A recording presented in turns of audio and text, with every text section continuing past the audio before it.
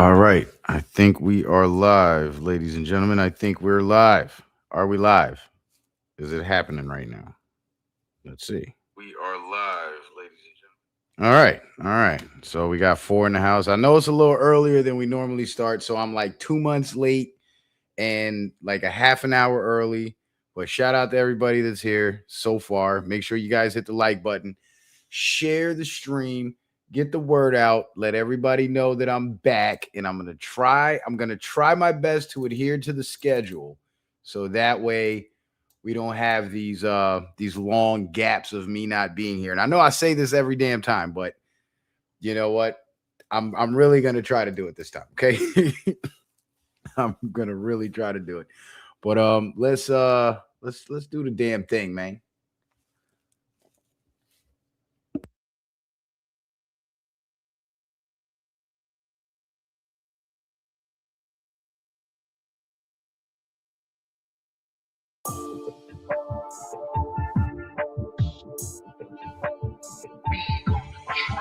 Don't understand that Orlando beats are getting harder each day, okay?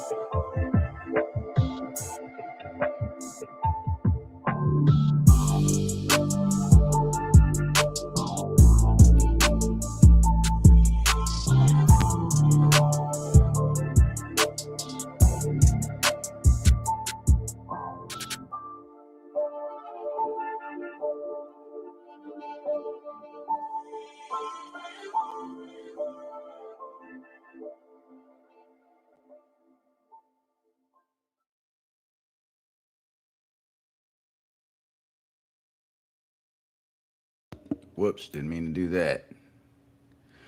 What's up, everybody? What's happening? What's happening? What's happening? I'm back. I know I shouldn't have been gone so long because everybody forgot about your boy. And now I'm back, and I expect you guys to be here in full force like you always are, but you're not because it's early. I get it. I get it. What's happening, everybody? So, in case you were wondering where I've been, in the wise words of the great scholar, it was a great scholar. He was a great composer and songwriter and musician of sorts. And he's real famous, and he goes by the name of Lil Wayne. Yes, Lil Wayne, that's his name. And in case you were wondering where I've been, in the wise words of the great Lil Wayne, I've been hustling hard.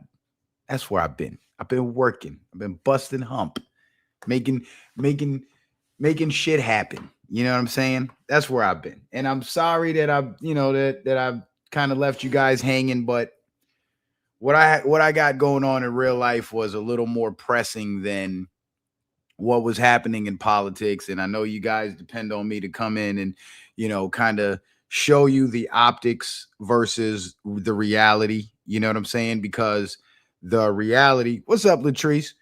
Because this whole political game in the era of Trump, it's been about deception. I'm just going to come right out and say it. It's been about deception because the enemies of the people, the controllers of the world, the people that control banking, control media, control arms manufacturing, control staging wars, all of that stuff. These people got themselves into power and were able to maintain their power through deception by deceiving the public. And one of their main ways of deceiving the public was using inverted reality, right? They're the bad guys, but they convince the whole world that they're the good guys. And then the good guys that are in opposition to them and that's working against them, they convince the world that those are the bad guys. So the bad guys, our whole lives have been telling us that it's the good guys who are actually the bad guys. And they did a lot of that with Trump too. We saw it firsthand for the last 11 years now, because he really came on the political scene in 2015 when he started his campaign. And then once he got elected, first when he started his campaign, everybody was laughing at him and they thought it was a joke that he planned to run for president and whatnot. And he actually ran and he won. And that pissed them off because they were not expecting that. And what happened as a result of that was now the media had to do damage control and they had to go into full Trump hate mode because what Trump was doing was he was exposing the bad guys for who they actually are. Because again, this whole time we were taught to believe our entire lives that the bad guys were the good guys. So when Trump comes on the scene and he starts exposing all these people, the media now has to play, they kind of gotta, what's the word I'm looking for? Slipping my mind. I don't know. Maybe I'm old. The media now has to, what up, DJ Spin? The media has to cover for these people and begin their smear campaign against Trump because, again, their game is make the good guys look like the bad guys so we can keep people believing that the bad guys are the good guys. And even the people that I've spoken to throughout the years that have been staunch anti-Trump people, Trump's the worst thing that ever happened, Trump's a racist, mind you, none of this was ever being talked about before 2015, right? Even these people, I would corner them and I would ask them, like, you know what? You don't like Trump. You don't support Trump. Cool. I support Trump. But here's one thing we can agree on, even though we disagree on that. What we can agree on is since Trump got into politics and has been on the political scene, has there or has there not been a massive amount of exposure of corruption and underhanded activities that have been going on right under our noses this entire time that we had no idea about? Then all of a sudden Trump comes into office and all this stuff's coming out. All this stuff's going public. Jeffrey Epstein's been running around since the 90s. Probably longer than that. I remember hearing Alex Jones talk about Jeffrey Epstein back in like 2013, 2014. Trump comes into office.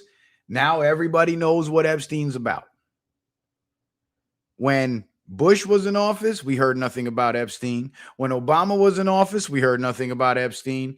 Trump comes into office. It's not just Epstein. It's Epstein. It's all these celebrities. It's all these politicians. It's all these world leaders. You see what I'm saying? The cover gets blown wide open. Like all this pedophilia and human sacrifice and satanic rituals and all that stuff, all that's been going on our whole lives. Wasn't the Church of Satan founded in like the 70s or some shit?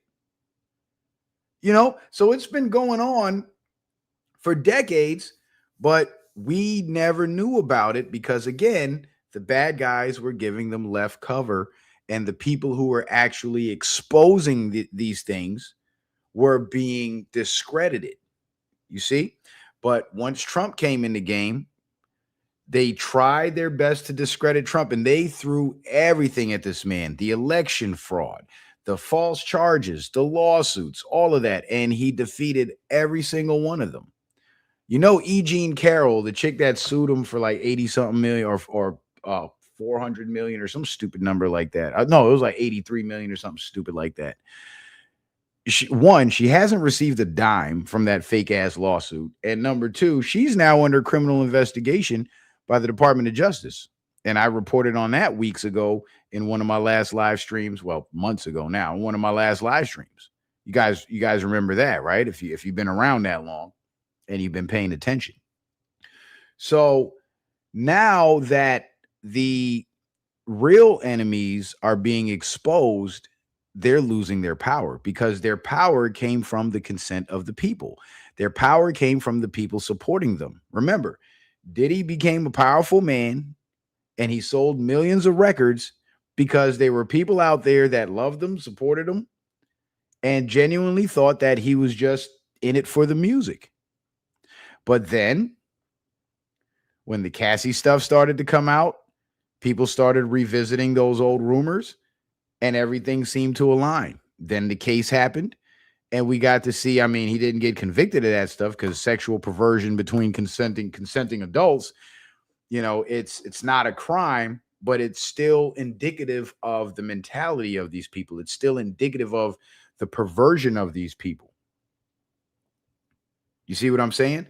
So with this exposure, they're losing power. Now, you remember with the Hollywood celebrities when Mel Gibson and Isaac Cappy, rest in peace, and a bunch of other people started coming out talking about Hollywood and the baby trafficking and the child trafficking and the pedophilia and all that good stuff, right? We were hearing rumors about this decades ago, but nobody paid attention. Then, once people actually started to talk about it and expose it, and videos and images started to circulate, what's become of Hollywood? No, literally nobody worships Hollywood celebrities anymore. Do you know that when these celebrities would do their red carpets and all that? What's up, Ambitions? When these celebrities used to do their red carpets, the crowds and the paparazzi, back in the day, those used to be real, genuine fans. Now they have to hire actors to do that shit. They literally have to pay people. This is funny to me. They literally have to pay people to line the streets when these fake ass celebrities come through and wave and cheer and pretend to be fans and then go collect a check at the end of it all. That's how pathetic they've gotten. Why? Because their cover's blown. The mask has been taken off. Viangela says, Jaden, where you been? You're back. Well, I've been on Earth. I've been alive because I'm back. Nah, I've just been working. I've been really like laser focused on how can I put this? Putting my company on autopilot. I'm converting the machine from being manually operated where I'm the operator to being autonomous where the revenue can not only sustain me, my lifestyle, and everything that goes with it, but also sustain my contractors, and they'll handle all the work. So they'll be operating the machine while I get to sit back in the office. And that transition, and I'm in that transition period right now. And that is, I will say, that transition period is a lot tougher than just starting out. Because when you're just starting out, you really got nothing to lose except what you invested, right? And if you lose what you invested, you're just back to square one. But once you've built a business and you've built a client list and you've created value and you've acquired assets, when it's time to make that transition, if things fall apart, you could lose all of that shit. So you really got to be laser focused, hands on, and you cannot afford to make mistakes because every mistake will cost you. Like, I'll give you an example of how goofy it is, right? Every once in a while, I have, because my contractors, they're hitting like 20 to 40 jobs a week each, right? And every once in a while, I'd have a client cancel. If I don't let my contractors know that, hey, scratch that job off of your list, reset your route minus that address. If I don't tell them that, they're going to go do that job. I'm not going to get paid for it because the client already canceled, but I still got to pay them. So literally, if I forget to send a freaking text message, I lose money. That's how tentative it is. You see what I'm saying?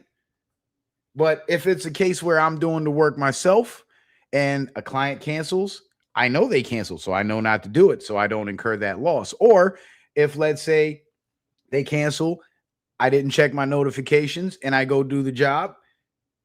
Well, they just got free service. I don't get paid, but I don't have to pay anybody else. Or let's say if my contractors start falling off and they're not doing a good job and the clients complain, guess who's got to go fix it? Right. So it's a very, very tentative period because not only do I have to focus on getting the work done, generating the revenue, but I also have to focus on vetting my contractors and making sure that I'm hiring the right people, because hiring the wrong people can torpedo the entire operation and set me back to square one. So in a nutshell, to answer your question, I'm very long-winded because I'm a live streamer. I'm a podcaster. That's what I do. I talk. To answer your question, where I've been building. I've been hustling. I've been hustling hard. Jaden Stewart says, hire me. Oh my God. You don't want to work for me, Jaden. You don't want to work for me. Reason number one is we have the same name. And I'll be goddamned if my check goes to you because the client said, I paid Jaden. Really? What Jaden? That's problem number one. They can only be one. Problem number two is the world that I operate in. I know there's a lot of women in the field, in the blue collar field and all that stuff. And I hate to say this and sound misogynistic, but this is a man's world. You know what I'm saying? We're in a man's world. I don't think you can handle it. Listen, in my line of work, like I literally build muscle when I go to work. Okay. When I work, I get stronger. Like I come home and my muscles are jacked when I come home. You know what I'm saying? Like that's how serious it is. I'm talking 90-degree heat, 6 to 8 hours, maybe 10 hours a day if I feel like it.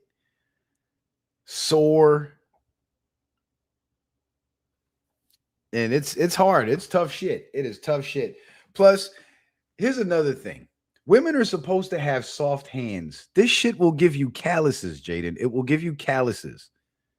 Like if you and your man get in a fight after 2 years of doing what I do, if you and your man get in a fight and you fuck around and slap him, he might bleed. Okay? It's no place for a woman. No woman should have to live that existence. Okay? Your hands are supposed to be soft and feminine and dainty. You know what I'm saying? Not dusty, crusty, and calloused up. Like, nah, man. You stay inside where the AC is nice and the water's always cold and shit is sweet because it ain't sweet out there in the field. Like, I'm trying to get out of the fucking field. I am. And I've been in it since I was 14. What's that? 24? Shit, I'm 39 now. My birthday just passed in July. So if you guys want to send any birthday wishes or birthday gifts, feel free. But nevertheless, I'm 39 now. I started in this field when I was 14. That's 25 years. And I'm ready to sit the fuck down. Okay. So that's what I've been trying to do. I've been trying to structure things to where I can sit down. Like, I took a trip down to Florida in July, and that was the first time in my life that I actually got to enjoy the benefits of having work delegated, because what I was able to do was assign all my jobs to my contractors and split everything up between them. So I got a little something. I got to go on vacation. I didn't have to lose any clients or lose any money. Well, it wasn't really vacation. It was like a mission. And my contractors got a bonus that week. You know what I'm saying? So that was the first time that I really got to experience my business on autopilot. And it was, aside from the money, it was great. And when I say the money, let's just say what I would normally make in a week, I only made about 20% of that. But here's the thing. I took a whole trip to Florida. I was gone for 7 days. I was gone for 7 whole days. Skipped a whole week of work and still made, you know what I'm saying? Still made money. Still had profit to come home to. As opposed to previous years, before I had guys working for me, I would literally have to put everything on hold, take my trip, be gone for maybe 3 or 4 days, try to get back in a hurry and catch up on things, which was hellish. You know what I'm saying? So I'm building a new system now that's going to afford me the time to start investing into something else. So all the time that I missed from not going live, it's to me, it's kind of like the sacrifice that I'm making. And for you guys too, because y'all are missing out. Y'all love the content. Y'all missing out on the content. But it's a sacrifice that I'm making so I can afford to invest more time into YouTube, right? Into streaming. But aside from that, though, here's the other thing. On a personal note, that's on the business note. On a personal note, I really needed to take some time for myself, because I realized that for the majority of my adult life, between kids, relationships, family, I gave so much of myself to things outside of myself that I almost started to feel like I had nothing left. I started to feel drained mentally, physically, spiritually. So, and remember, I started on YouTube in December of 2018. It is now 2026. And for those of you who have been following me since around maybe 2019, 2020, when my channel really started to grow, how many extended breaks do you guys remember me taking? Somebody in the chat, say it. How many times over the last 8 years do you guys remember me being gone from YouTube for more than 2 weeks? Aside from, of course, the suspensions and the channel suspensions and shit. And even that, I was still live. I was still streaming because I was on Rumble. Think about it. Right, Jaden. I've never taken a break from YouTube. See, you guys know. Y'all know what time it is. Y'all been rocking with me for a minute. Y'all see my big channels get taken down and see me start over from scratch like a brand new YouTuber and this and that. Yeah, I was always around. I was always available for you guys. And when I was done live streaming, guess what? I had to run in the house and, get with my lady. Then in the morning time, I got to get with the kids. And then I got to go to work. And then I got to get with clients. And then when I come home, I got to get with the wife and kids and all this stupid shit. And by wife, I mean girlfriend, because I never got married. But you know what I'm saying? So, like I said, I gave so much of myself to everything else that there was nothing left for Jaden. There was nothing left for me. And this time that I took for myself, these couple of months, I tell you, it's been great. It's been so good. I almost decided to quit YouTube. But then I thought about you guys and I was like, I can't do that to these people because they've been rocking with me for years through the big channels, through the small channels, through the suspensions, through the flagging, through all of that shit. And they came back every time. And I owe this to these people because I set out on a mission to broadcast, bring knowledge, teach the people, and point everybody in the right direction to win. And I can't abandon that mission. But I can't sacrifice my life for it either. You know what I mean? Well, thank you guys. Thank you, Ambitions of a Writer. I appreciate that. So that's what I'm trying to do. Ambitions of a Writer says you definitely deserve the best, Citizen Man. And that's what I'm trying to do. I'm trying to give myself the best because I've given everything and everybody else the best of me. And I forgot about me because I was on some shit like, as long as I got money coming in, I got some weed to smoke, I'm cool. You know what I'm saying? But that ain't enough. That ain't enough. And in these last couple of months on this wild journey that I've been taking, I've kind of just sat back and been observing things. And I've noticed that aside from all the major changes that are happening around the world in terms of the economic systems and the political systems and the media broadcasting, there's also a shift happening with the, how can I put this? With the flow of information. Whereas there's information now that's being made available to the public that we never could, we would never be able to research. We would never be able to find, no matter how much research we did. And I'm talking about legal information like laws, court rules, that type of stuff that people didn't know about. There's information about being put out now about finances and how an average 9-to-5 worker on a minimal salary or minimal wage can actually dig themselves out of that never-ending cycle of paycheck to paycheck. If I lose my job, I'm cooked. You know what I'm saying?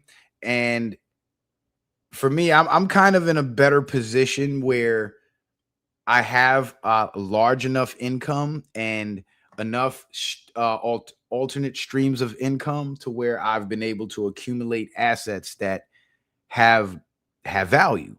So if I ever fell on my ass, all I got to do is sell some shit and I'm back in the game. But I still apply the same principles that if, let's say I make 5,000 a week, the guy making 500 a week would apply to get up to making 5,000 a week. If me making 5,000 a week applied that same principle, that would take me to 50,000 a week. You see what I'm saying? So the principle is the same and it's universal and it applies anywhere there's income, right? And what I learned was, and after doing all this study and reading these books and listening to these audio books and studying and watching these podcasts and, you know, reading these articles and whatnot, these financial articles and all that, what I learned is the phenomenon that we see happening in America where millions of people would work for 40 years of their lives and die broke should not be happening. And the reason why it's happening is because people are being deprived of this information. There's information out there that they need to know. You know how everybody says, oh, the financial system is rigged and the rich are going to get richer and the poor is going to get poorer. That's true to a degree, right? And the system has been rigged, but it hasn't been rigged in such a way that we can't overcome it. Because the way they rig the system is where they operate by the elites. That is, they operate by a certain set of rules and principles that they don't teach the poor people. They teach the poor people that you work hard and you serve your master and you be a company man and you serve your boss and you be the best at whatever you do and you be happy where you are and be contented and all this bullshit that's meant to keep you in the same place because they don't want people to rise to their level. And here's why they're afraid of people rising to their level economically, digging themselves out of poverty and making their way to the upper echelons of society. Donald Trump came from a middle class family. And Donald Trump took the $1 million that his father left him, who was a construction contractor. I think he was a general contractor or a builder or a real estate investor, something like that. He was into construction, though. And he took that $1 million. He started investing in commercial real estate and made billions. And with those billions, he was able to create a brand for himself, garner fame with his fortune, garner favoritism with the media, get popular, and still have enough money to run for president and become the most powerful man in the country, in the world, some would argue. And that's what the elites are afraid of. They're afraid of the little people making so much money that they can afford to be the big people. And that is the sole reason why they teach us all the wrong shit when it comes to money, and the right knowledge they keep for themselves. Well, that's the main reason. There's another reason too. And the other reason has more to do with, how can I put this without offending people? The other reason has to do more with the mentality of the poor people. And that was something that I just learned recently a few days ago. I was having a discussion with my brother, and I'm going to get a little personal here. So you guys just bear with me. My brother and I are very concerned for our mother because our mother has been a school teacher for 40 going on damn near 50 years now. And she has passed the age of retirement, but she still has to work because she's not confident in her ability to survive financially in her retirement. So what does this mean? This means she's got three options. Option number one, retire with the little bit she has and live a life of scarcity for the rest of her days. That's option one. Option two, work till she dies so she could at least be comfortable when she gets home from work at her ripe old age. And option three, build an asset that will generate income consistently without having to work on it consistently. Now, what does that mean? Well, this is what I was explaining to my brother. I said, hey, look, this is the idea I pitched to mom, and I've been reaching out to some folks, and this is what she has to do.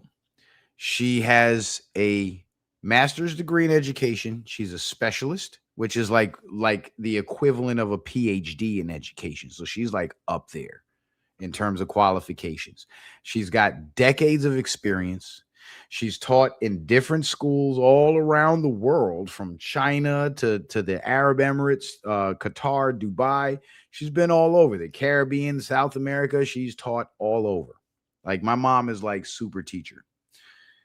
But with all this qualification and experience, she's on the last leg of her working life, of her career.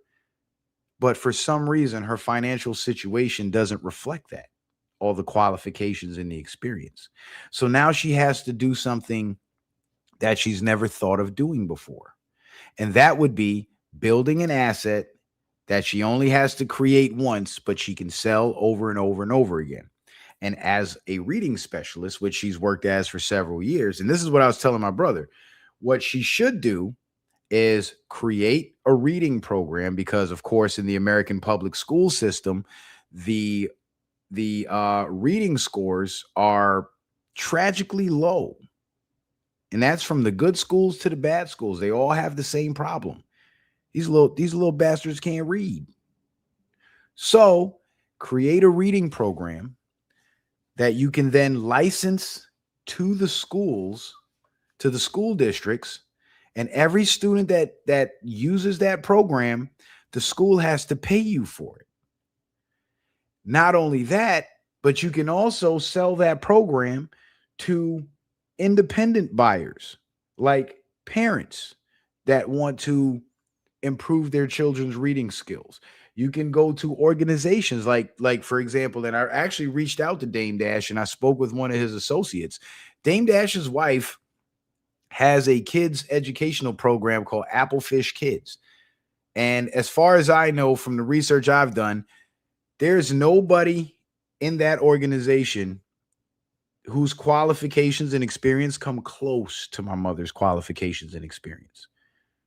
So I was telling my brother what she has to do is she has to write the program and then market it. And this guy, his response to me was, well, how is she going to know what they want if she doesn't talk to them first? Because if she's going to be working for these people, I said, wait. Stop right there. Stop right there. You're thinking about it all wrong. You see, you can't get your mind out of this I have to work bullshit mentality. You got to get your mind off of that. That's not how it works. You're not working for them. You're creating a product that you're going to sell to them by way of licensing. So before she talks to anybody of any importance, she has to come to the table with her product and sell that product to them. So talking to them before you create the product, it doesn't serve you and it's just a waste of time unless you're looking for another job and that's your job interview and you plan on working till you die. Because if you think you're looking to get hired, then your mind is already in the wrong place. You can't get your mind away from I have to work to make money. You don't have to work to make money. You have to create to make money. You have to create to build wealth. That's what you do. That's the way you look at it. So as I'm explaining this to him, he's like, oh, you're wrong. You're wrong. I'm like, how that's your response, bro? That's your response? So tell me how I'm wrong. He's like, I don't want to talk about it no more. And I'm like, bro, are you fucking serious right now? Like, are you that? I know you have to be playing because you cannot be that fucking stupid. You know, and this is my brother. This is how we talk to each other. And he's like, no, you're wrong because if she wants to sell the program, then she needs to know what they're interested in buying. I said, no, she doesn't. No, she doesn't. She has to create an offer and present her offer in such a way that whether they were interested in buying it or not, her selling of that offer would make them interested. Isn't that the root of all goods? Isn't that the root principle of all salespeople? When it comes to sales, you have to convince your buyer that they have a problem that they didn't know they had, and then offer them a solution to that problem. And take Applefish Kids, Dame Dash's wife's organization, for example. Everything seems to be running fine. They're making a ton of money for the Dash Group, right? But there is one problem that they have that they don't know they have, which is materials provided to them by somebody who actually has educational experience and qualifications that match our mother's qualifications and experience. They don't have that. And when she comes to them with that, when they go ahead, if they purchase the program from her for a set price and they want to license it out, now they can use her credentials as a selling point. Like, this program is legit. This program really works. This program was actually created by a highly qualified reading specialist who holds the equivalent of a PhD in education and has been in education for over 50 years. Isn't that a hell of a sell? If I'm a parent that's looking for a specialized reading program to help my kids because they can't put the game down and they getting dumb as hell and they can't read because all they do is scroll on social media and watch videos all fucking day, guess what? I would buy that program. You know why I would buy that program? Because I would trust the skills and qualifications of the person that wrote it. And our mom has that in the bag. She's got the mind. She's got the qualifications. She's got the resume. All she has to do now is invest the time, invest the energy, invest the effort. And once that program's created, she'll never have to build it ever again. She can just sell it over and over and over again. And these school boards, they don't just pay one price, buy the program, and then distribute it to the students. They actually license it, and they pay the licensing fee per student. So for every class of 20 students, if she's licensing her program for, and I have no, and my mom, as a reading specialist, she deals with the licensing purchases of these programs on behalf of the schools. She knows the prices. She knows who to talk to. She knows what to say to get people interested in it and who to market it to. So this is all within her field of expertise. So my suggestion of her creating to create this reading program is not something that she's going to have to take extra time and do research and relearn all over again. This is something that's right up her alley. This is something that she could have done 10 years ago and could have been eaten off of this whole time. But she's still here. She still has her sound mind. She still has her cognitive abilities. And as we all know, as you age, you start to lose these things. And while she still has it, she needs to do it. Because God forbid, when the time comes and her mind starts to break down and she can't function like she used to, she will have this great piece of work that she can still continue to live off of if, in fact, her retirement funds are not enough and she's going to outlive her money.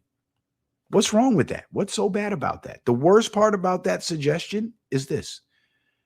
For a period of time, she's going to have to work,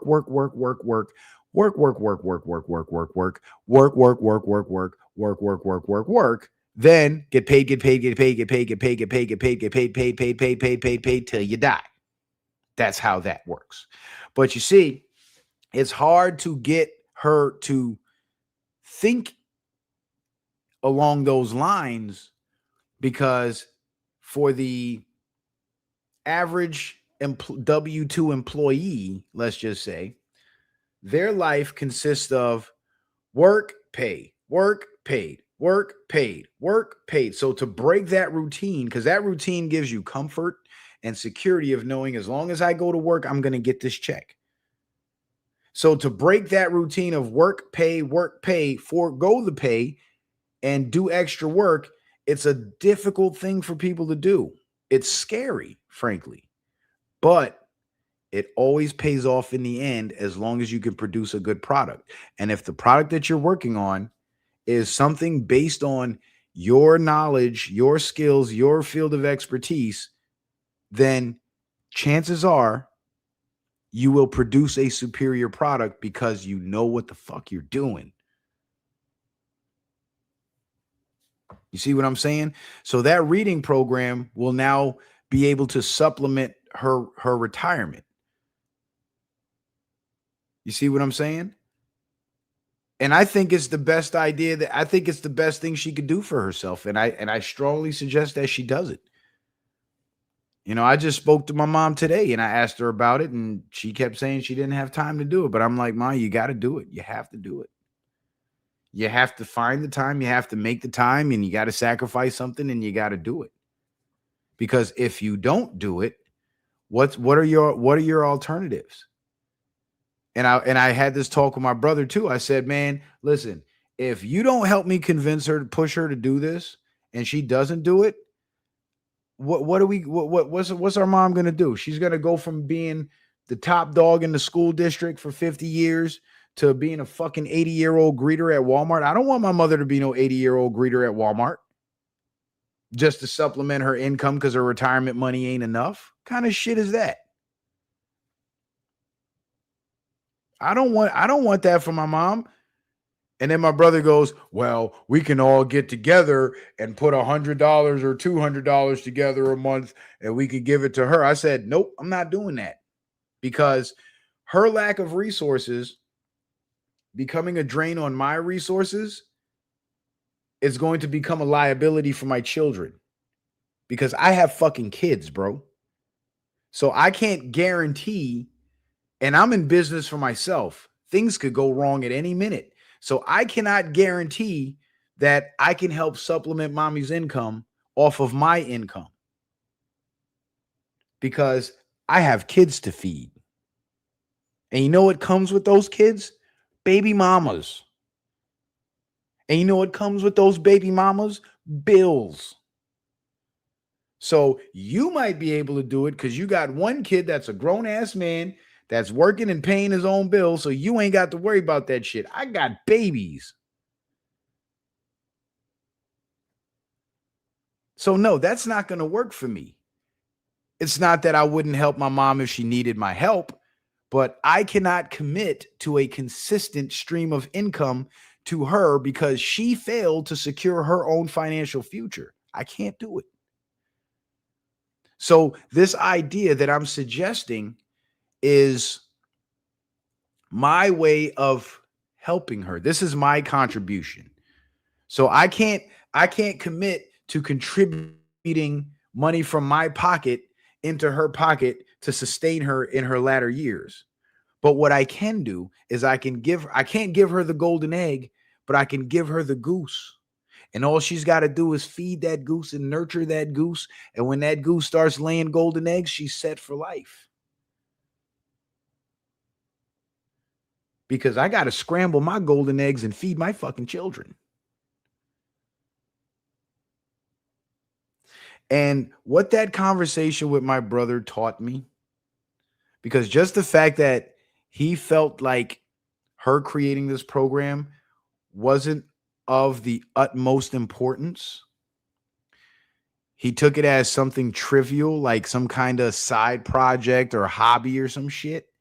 And his alternative solution to the problem of our mother outliving her retirement money was her living off of our money.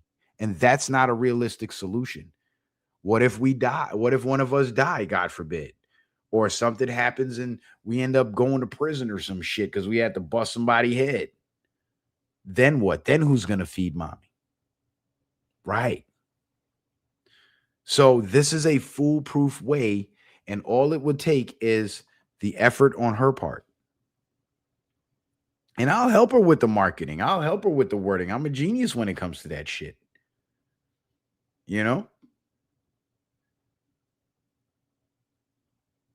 But what that conversation taught me was, because my brother got money. My brother is not a broke motherfucker at all, by no means, never was.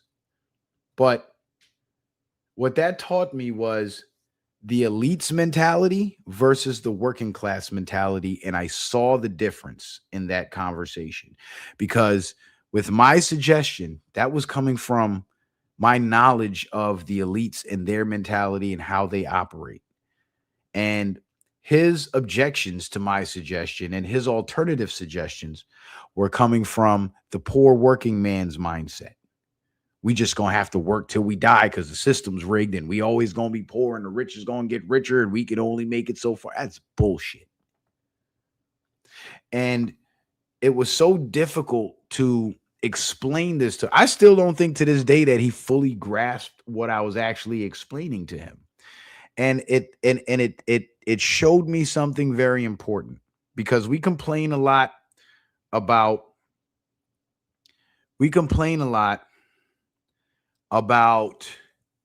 the elites rigging the system and hiding information from the poor and this and that and blah, blah, blah.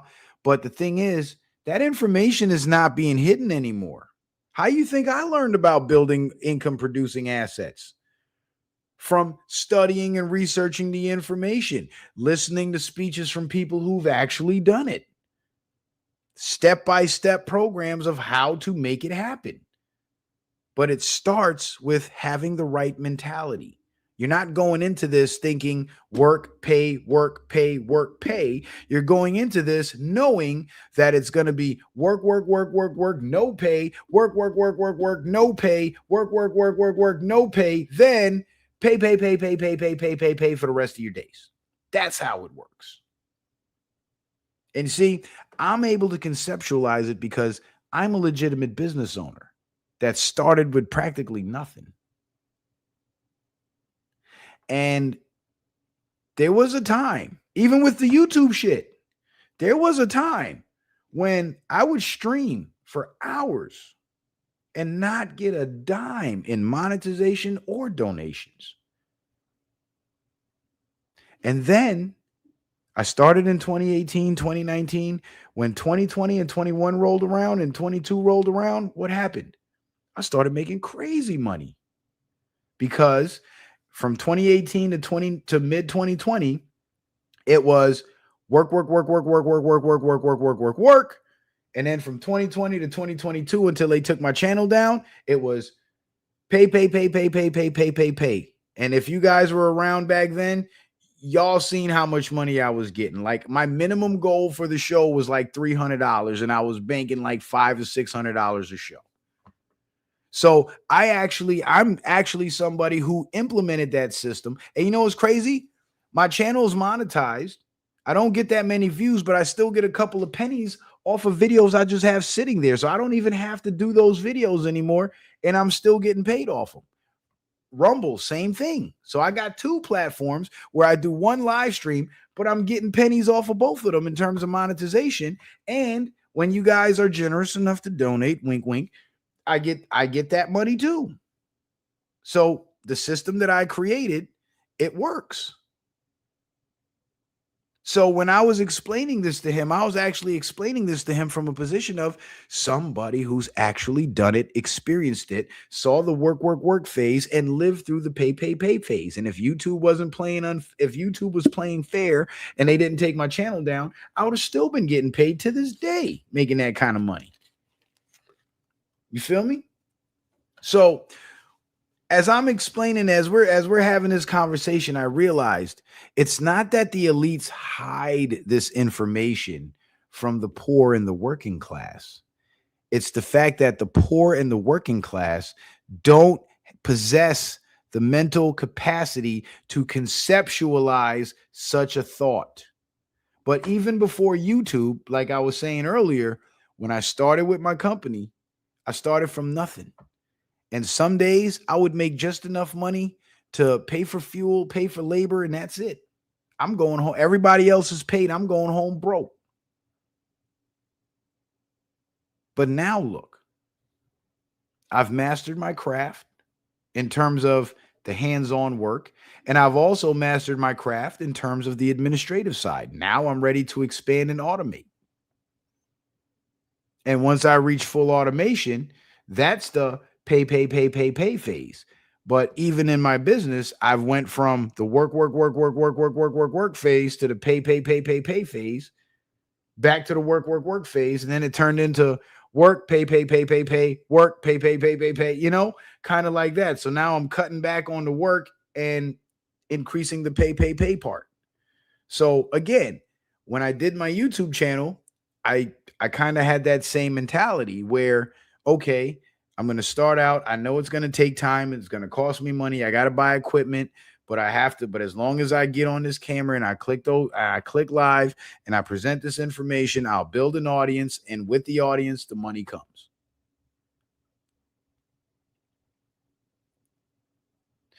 So the thing is, we like to blame the elites for the poor man's mentality.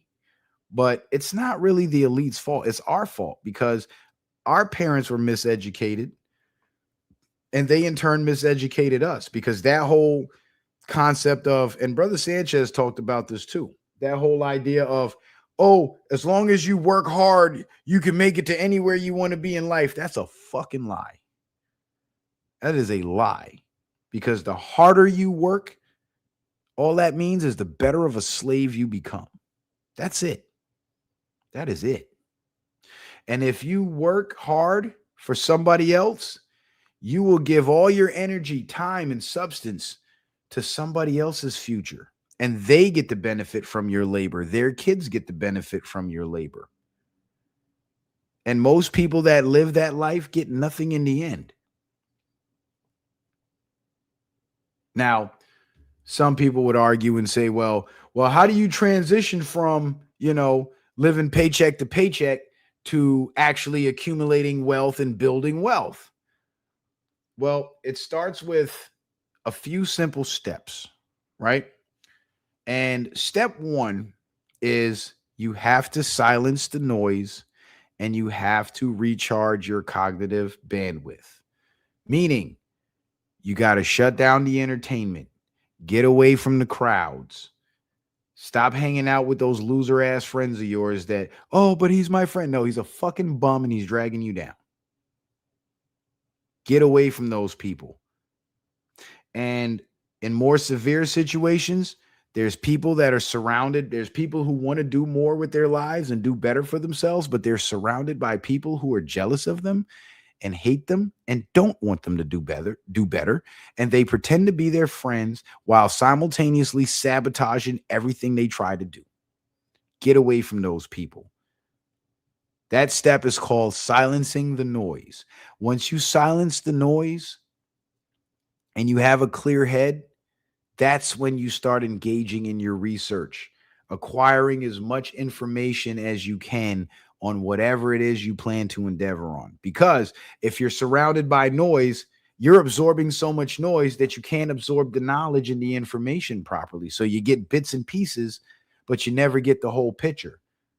But you silence that noise, you'll get the whole picture. And not only will you get the whole picture being presented to you, you'll understand it so thoroughly that mentally you'll begin painting your own picture. That's step one, silence the noise. Step two, start acquiring knowledge. Step three is very important. Step three is finding ways to apply that knowledge, but you have to go into it with the mindset of, I'm not, how can I put this in the simplest terms? You have to go into it with the knowledge of, with the mindset of, I may not get it right the first time, but that doesn't mean I'm a failure. Every time my endeavors fail, I learn something. There's no such thing as losses. There's only lessons. And every loss I suffer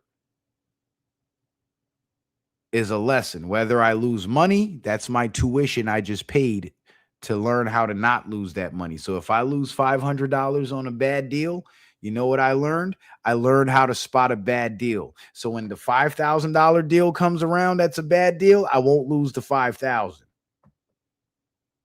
That's how you think about it.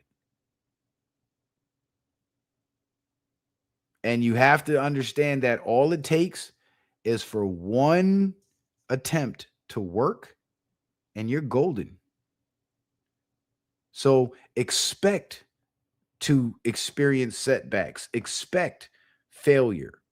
And if you expect it and you go into it with, I'm going to take the lesson from this rather than allow this to mentally defeat me and discourage me, it'll only make you better.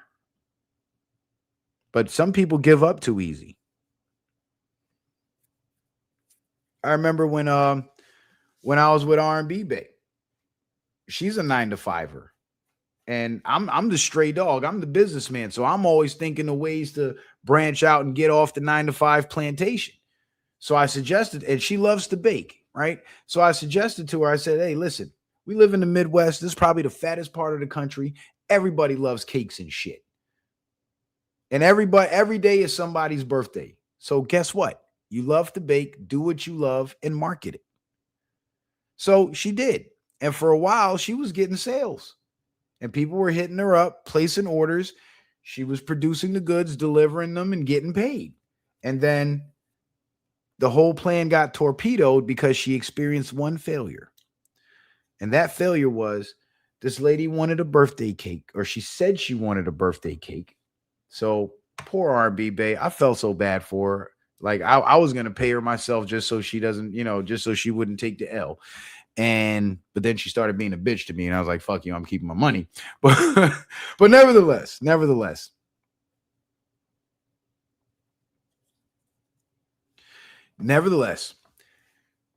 She baked the cake for the lady. She took it to the delivery point to meet the lady. The lady never showed up. So she got stuck with this beautiful birthday cake. The money she put into it, she lost, and she became discouraged. And I don't think she ever did it ever again. That's the wrong mentality. You have to expect that kind of shit to happen. You're gonna take L's. But you know what the lesson should have been in that? The lesson in that should have been vetting your customer, or maybe cutting the cost on the production a little bit. So if the customer doesn't show up and you can't sell your product, the losses are minimized. Or don't make your product so personalized and specific to that person. Like if it's a birthday cake, say happy birthday, but don't put their name on it. You know why? Because if they don't buy it, somebody else can. See what I'm saying? So there's ways around it. There's workarounds. But she wasn't thinking like that. She allowed that one failure to discourage her. So all the successes that she had before that counted for nothing, because that one failure was enough to discourage her. And guess what? She went right back to the 9 to 5 and stuck with that and kept herself on a limited income. All the while complaining about having limited income, mind you, which was to me absolutely insane. But you see, there's two types of mentalities in the world. There's the stray dog and there's the house dog. And the difference is the house dog is comfortable because the house dog doesn't have to fend for himself. The house dog has humans that work and maintain the house and provide food and everything that a house dog needs. And all that house dog got to do is stop motherfuckers from coming in and stealing. That's the most he has to do. Other than that, just be cute, fluffy, and don't shit on the carpet. That's it. But you see, that stray dog, he has to develop a skill set that the house dog will never develop, because the stray dog's environment is a lot less forgiving. He doesn't have owners and a house to go home to and people to put food in his mouth. He's got to go find his own food. So now he's got to learn, where do I go to find this food? Now he's got to learn where not to go. Now he's got to learn who and what to stay away from. Now he's got to learn how to find a comfortable home for him, how to make a home for himself. You see? But the difference between the house dog and the stray dog is the stray dog got the freedom. He can shit and piss where he wants to. The house dog got to go to that spot in the backyard. Otherwise, he might get the shit kicked out of him. And I'll tell you a funny story, right? And I love the stray dog, house dog concept, because when I was in first grade, and it's funny because Anthony's going into first grade now. He's 6 now. Can you guys believe that? Remember the little guy who used to climb all over me on the old streams and shit? Big man now, talking all kind of shit. And he is the carbon copy of me. It is insane. But anyway, I was in first grade. I remember this too. And I was sitting there and I just hated homework and I hated doing schoolwork, but I was good at it. And I hated being told what to do. And I would just look out the window. Well, people treat me wrong because, well, one, I allow them to, and two, I'm not perfect either, so it's not always all on the other person. I have responsibility to bear too, but nevertheless, I would look out the window from my first grade classroom and I would see these. It was actually this one particular stray dog that would just be walking around, rummaging through the trash. A couple of times I seen him humping on some bitches. And by bitches, I mean actual female dogs. And I remember thinking to myself, I remember at 6 years old, literally looking out the window and being envious of that stray dog. Like dead ass. I'm 6 years old and this is what I'm thinking. I'm like, man, that stray dog got it made. Like, he can go where he wants. He could do what he wants. Nobody tells him what to do. He ain't got no homework. He don't get in trouble for nothing. Like, he's free, And I literally in my heart, it wasn't like a jealous envy, like, oh, I hate that dog. It was more like a, damn, I want that freedom. And from the age of 6 years old, I think that's when my mentality of my stray dog mentality switch turned on, because my whole life I was always thinking of ways to make my own money. And every time I would get a 9 to 5 job, I could not keep a 9 to 5 job for more than 6 months. I couldn't do it. And every time I lose my job, I'd be put in a position where I had to hustle money up for myself. And I always did better and made more money hustling for myself than working a 9 to 5. Always. And I completely, and as you know, as I grew up and the years went by, I completely forgot about 6-year-old me being envious of that fucking stray dog. And then one day I was listening to a Dame Dash interview, and Dame Dash was talking about how these people in the industry that call him broke and talk shit about him and all that, they fucking would like be beholden to these people that are financially backing them and funding them.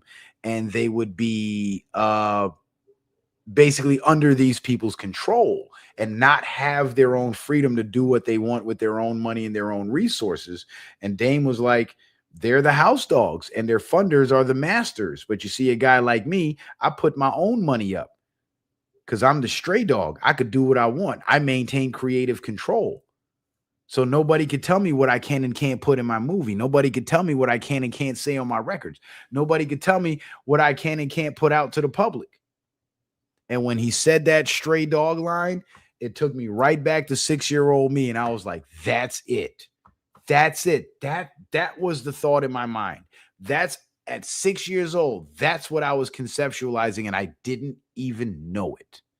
But my mind was already tuned in that direction, you see? And it kind of just brought everything full circle for me. So going back to the conversation with my brother and his objection to my idea, which I thought was insane, it taught me that the elites do not openly share this knowledge with the poor people, not only because they don't want the poor people to get rich, but because they know that the poor people don't want to hear that shit. They want free handouts. Because remember, my brother's solution to my mother's possible future financial woes in her latter years was what? Us taking our money and giving her free handouts, which I don't mind because that's mom. I help mom all day. But realistically, like I said, I can't honestly commit to that because I can't guarantee that I'll be able to provide that handout every month. You know, let's say I could have freaking, $50,000 in my business account right now. But if I get a project that comes up that I know is going to cost me $35,000, I can't come up off of none of that $50,000 because that $35,000 estimated cost could easily jump to $45,000 with one fuck up.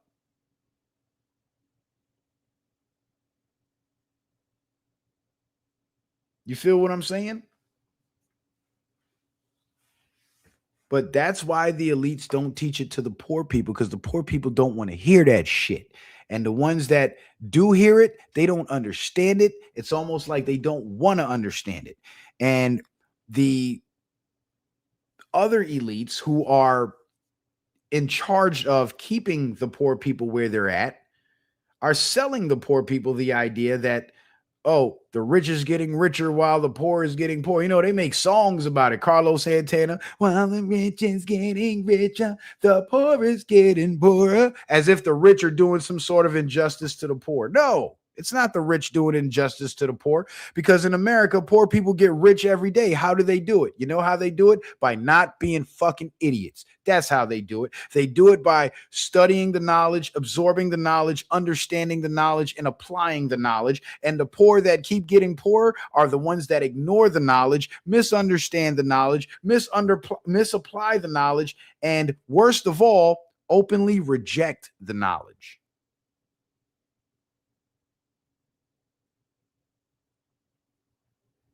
So all that bitching and complaining about the rich getting richer, guess what?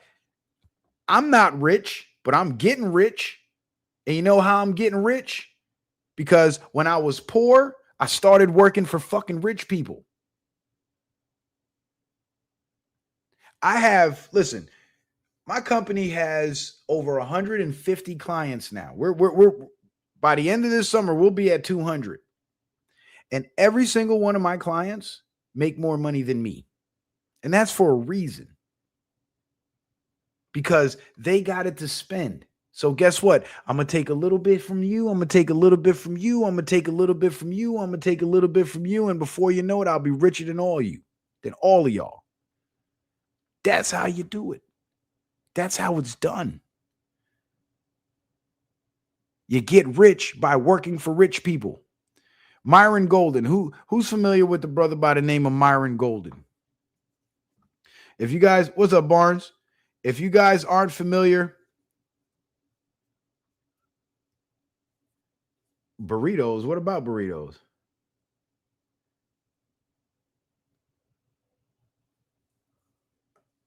Well, anyway, what was I saying? Myron Golden. If you guys aren't familiar with Myron Golden, look him up. Myron Golden is an absolute genius. And he's a Christian guy, so he follows biblical principles, and he talks about King Solomon's wealth building principle. And King Solomon's principle was create something expensive and sell it to rich people. And that's what he does. And he makes millions of dollars doing it. And he started from nothing. He even wrote a book called Trash Man to Cash Man. And he talks about in his young adult years when he first started out, he was driving a garbage truck for like $6 an hour in the 80s and shit. Now the man's worth millions. But he started from where many of us started from. So how is it that he was able to do it, but we're not? Well, that's because he acquired the knowledge and he applied it correctly. And we have to do the same thing. So with the 9-to-5ers, if you're making $500 a week, that's your paycheck when you come home. Let's go bare bones, right? $500 a week. I'm gonna have to break out my calculator for this because we got to do some math.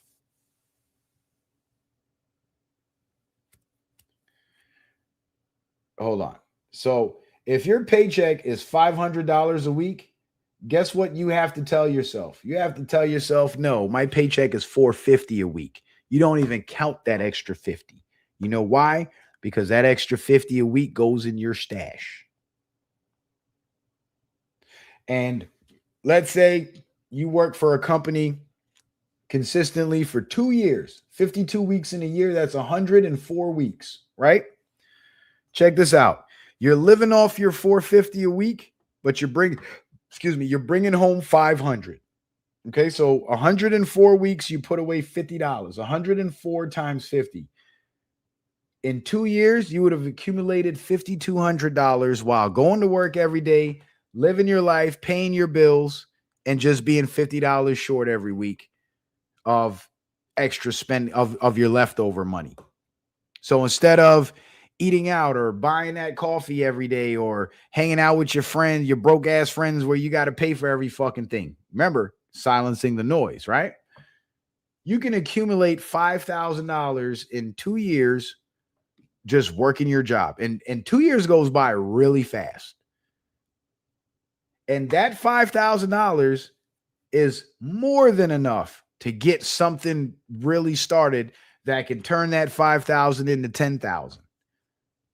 There's opportunities out there where put it like this, that $5,000 is enough to flip. So if you see a need where people are lacking something, that $5,000 can now provide you with a means to acquire what it is that the people are lacking in bulk for a discounted rate. And you could sell it back to them at market rate. It might take you longer. It might take you 4 years to turn that $5,000 to $10,000. But remember, you're still putting away your $50 a week because you're still working your job. Now, you do it for 2 years, you make $5,000. You do it for 4 years. That's 9th grade to 12th grade. That's a stint in high school, right? That's 10 grand. You know what you could do with 10 grand? Now, let's scale it up a little bit. Let's scale it up. Let's go to the guy making $4,000 a week, right? If he's making $4,000 a week, well, let's just 10x it, 5,000 a week. So at 500 a week, you put away 10%, that's 50. And you know what's funny? You know how in the Old Testament it says that your tithes has to be 10%, right? Check this out. Maybe this will blow some of your minds if you're if you're Bible believers and you're Christians and whatnot. If we are God's children and we all have God's life force within us, some would even argue we're mini gods ourselves, because just like God is a creator, we're creators because we create stuff, right? What if that 10% tithe didn't go to the church, to the 501c3 organization, but rather it went in giving it, quote unquote, to God? You're putting it away for your future self. Because guess what? Who has to see you through the trying times ahead to get to that future self? God. So when you put that money away for your future self to pay your future self, that to me, that's giving it to God. I mean, shit. In my personal world, I am the God of my world. I control my shit. So I'm going to give myself 10%. So if I'm making 5,000 a week, I'm going to put away my 10%, which would be 500 a week. Now, let's say I do 500 a week for 1 year. That's 52 weeks. You know how much money that is? $26,000. Now, let's say you're working alongside the $500 a week guy that's putting away 50 a week, and you get down with the 2-year plan with him, but he's doing 50 a week. You're doing 500 a week, right? So let's do it. 500 a week times 104 weeks. That's 52 grand. $52,000 in 2 fucking years. And I know for a lot of us, having $50,000 in our hands could really change our lives and make our dreams of starting our own businesses and getting out in the world and being that stray dog that we were meant to be a possibility, a real possibility. Now, let's scale it up some more. Let's say your average city worker, right? They make about maybe $4,000 to $5,000 a month. So just for mathematical purposes, $4,000 a month, that's $1,000 a week, right? 10% of 1,000 is 100. 52 weeks.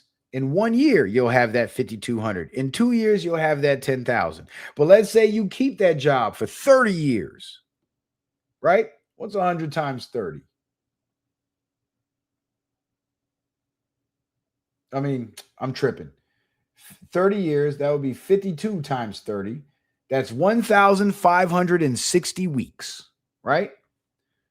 And you put away, you're making 1,000 a week, but you're living off 900. You're putting away 100. So 1,560 weeks times $100 a week. That's $156,000.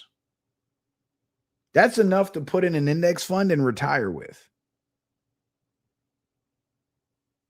So you work your job for 30 years, because remember, as you're working your job, some of your paycheck from your deductions, it's going into your 401k, it's going into Social Security, it's paying your taxes, and you're getting a tax return every year. And let's say you dump that tax return on top of your stash money. That's $156,000 plus everything else you've accumulated.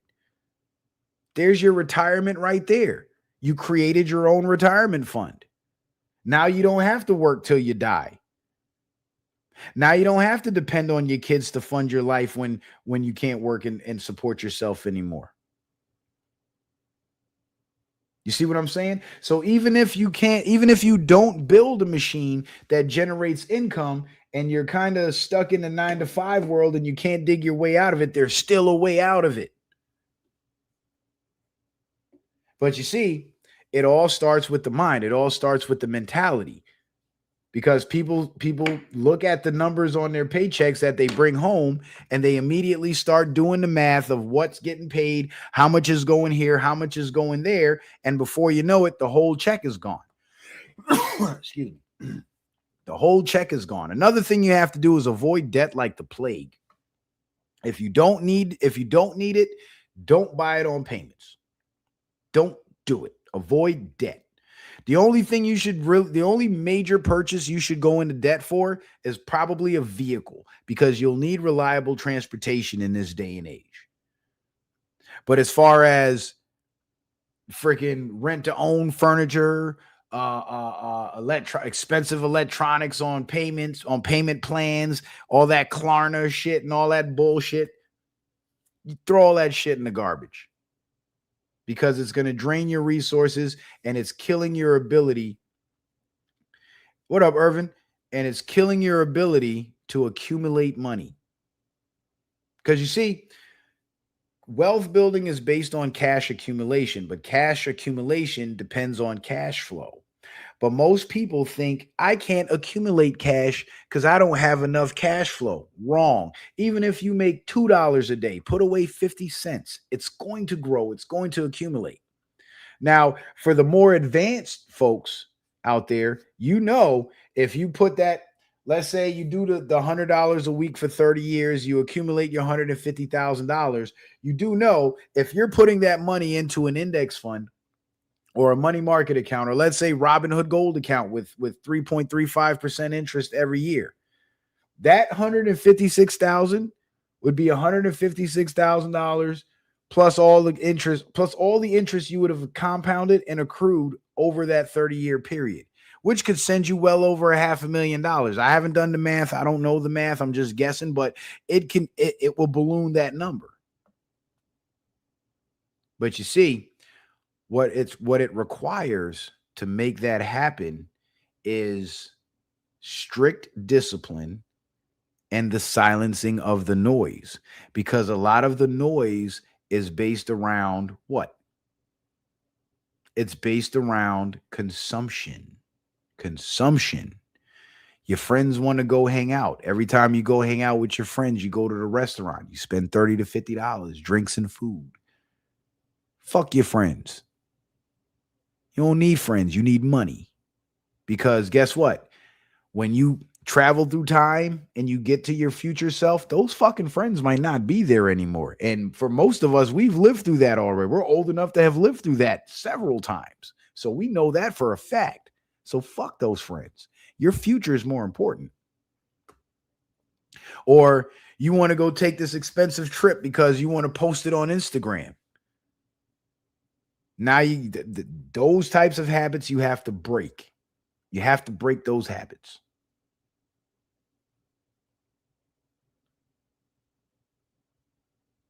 You see what I'm saying?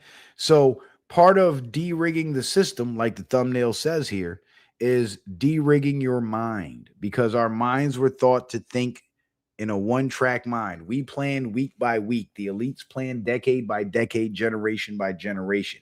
So in order to become wealthy, you have to start thinking like the wealthy. But you can't think like the wealthy if you don't study how they think and how they operate. And you can't effectively study and learn how they think and how they operate if you're surrounded by noise. Even if, let's say, you're a single mother and you got kids, guess what? At some point in the night, those kids are going to go to bed before you do. So spend an hour or 30 minutes laying in bed, listening to Warren Buffett's audiobook, or listening to one of his speeches with Charlie Munger, or listening to a Myron Golden podcast, or Robert Kiyosaki, Rich Dad, Poor Dad.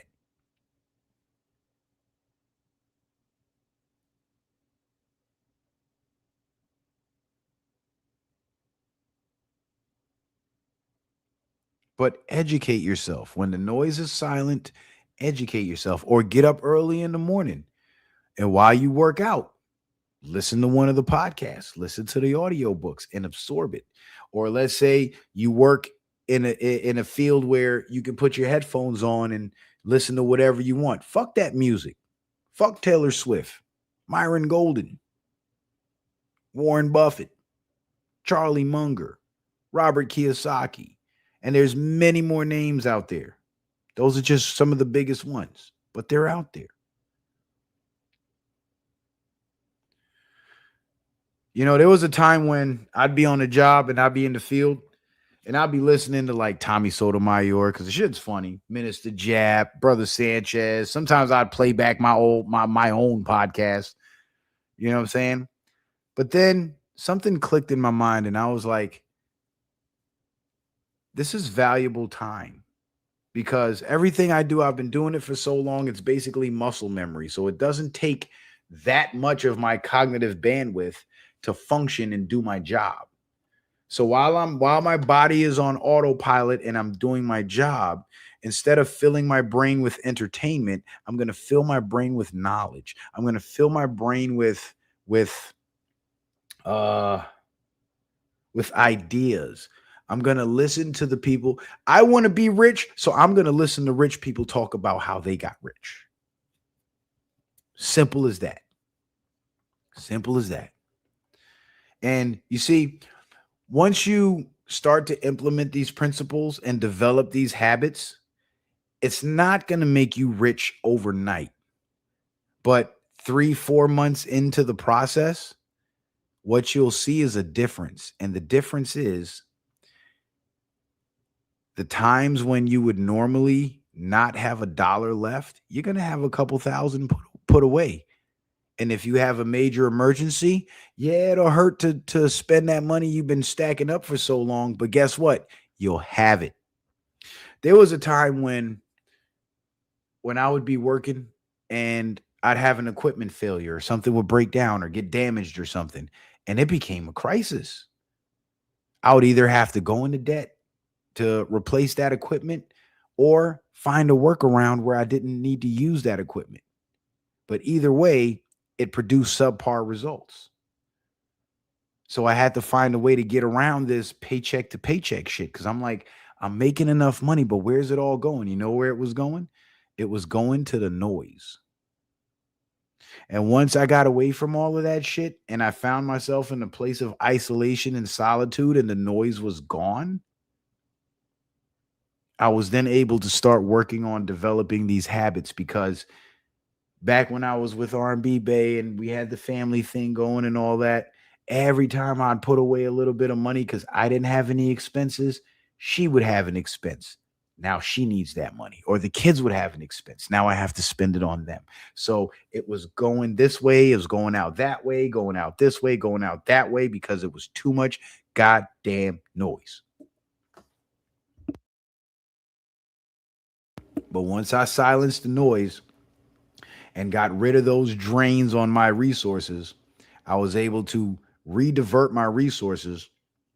And I found myself in a position where I was actually able to double my workload because I was able to acquire more brand new equipment. And now I'm in a position where something breaks, I can go to the store and drop $3,000 or $4,000 and get a new one like it wasn't nothing and worry about fixing the old one later. You see what I'm saying? So it makes a difference. Now, as I was saying earlier, it's not going to make you rich overnight, but what it will do is it will break you out of that I got to wait till my next check to do this cycle. And it'll break you out of that, either that plateaued financial trajectory or that downward financial trajectory where your income stays the same, but your costs are constantly rising. And these principles and these habits will actually create for you hang on a second. It will actually create for you an upwards financial trajectory. And then the excitement that you used to get from buying the shit you want as soon as you got the money is going to turn to excitement in seeing that account balance get higher and higher. And I strongly suggest you put your money into a high yield savings account or something similar, Robinhood or something similar to Robinhood Gold that generates interest, or put it straight on a S&P 500 index fund, because that'll generate you about 20 to 25% annual interest on average, which is way more than 3.35 or 3.75. And the good thing about those trading accounts is they don't have debit cards. So the money is not so easily accessible. So you're able to put that money in there and forget about it.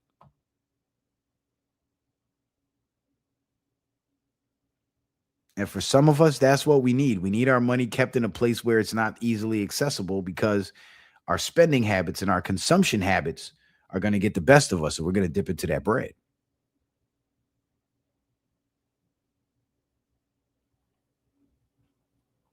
You know what I'm saying? Like, I'm gonna tell you, it's what month are we in? August. So March, April, May, June, July, August. 6 months. 6 months ago, I was doing all right, but I was breaking even. And things happened and things came up, and I found myself calling family members to borrow money. Of course, I paid them all back, but now, guess what happened today? The same family member that I had to borrow money from called me to borrow money. Ain't it funny how the tables turn? But guess what? It made me feel good and proud of myself that, one, they even thought of me as a resource.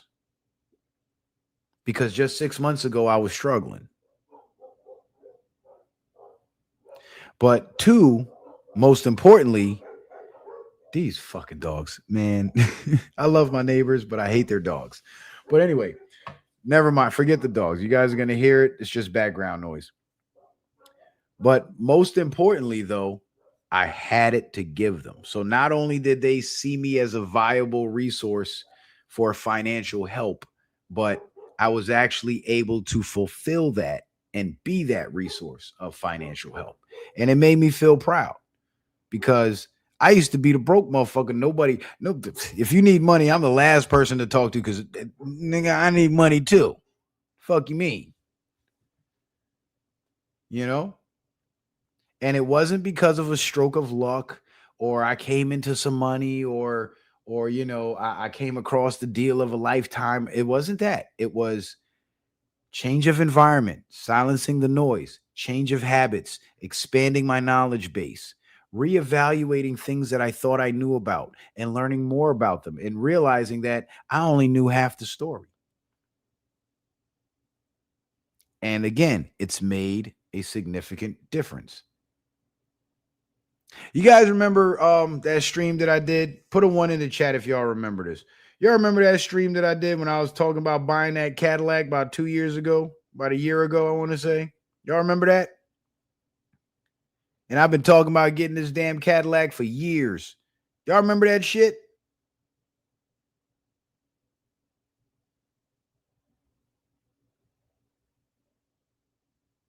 When I had a family, it was the Escalade IQ that I wanted. But guess what? Guess what I got this year? I got my Cadillac.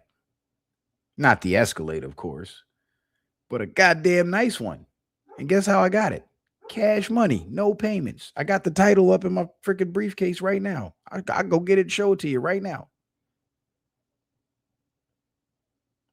I was able to book myself a flight to go down to Florida because I got it on a really, really good deal. Went to the dealership, paid him cash, got the paperwork, drove around with Anthony and his brother for like a whole week, took them niggas fishing and all that shit, and drove right back up top to the Midwest in my Cadillac.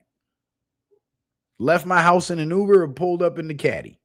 The big joint, the big body. Some fly shit. And you know how I was able to do that? Because I perfected my skills as a stray dog.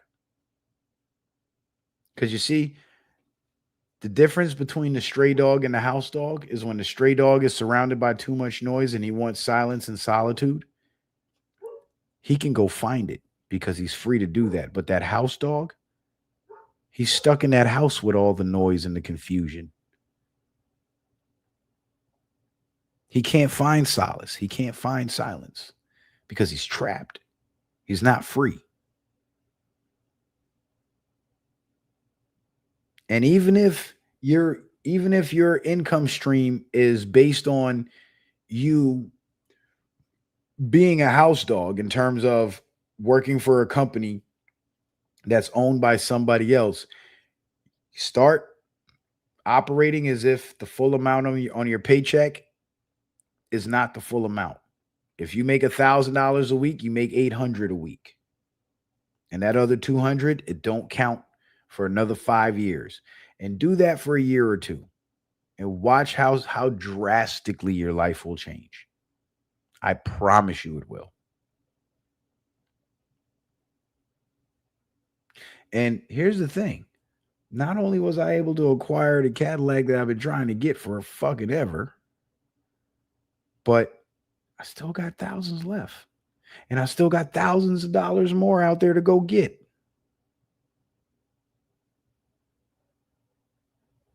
Because if you want to change the structure of your finances, you have to start with changing the structure of your mind, your way of thinking, the people you surround yourself with, and the information you consume.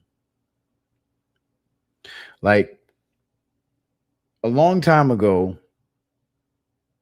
this ghetto ass, this shit they call hip hop that ain't fucking hip hop because there's no knowledge in it. In fact, they teach you stupid shit. They teach you to be stupid. It wouldn't have bothered me as much, but when what was it, Young Miami with that dumbass song, spin that shit. It's a whole song instructing people to part with their money. It's a song about glorifying consumption.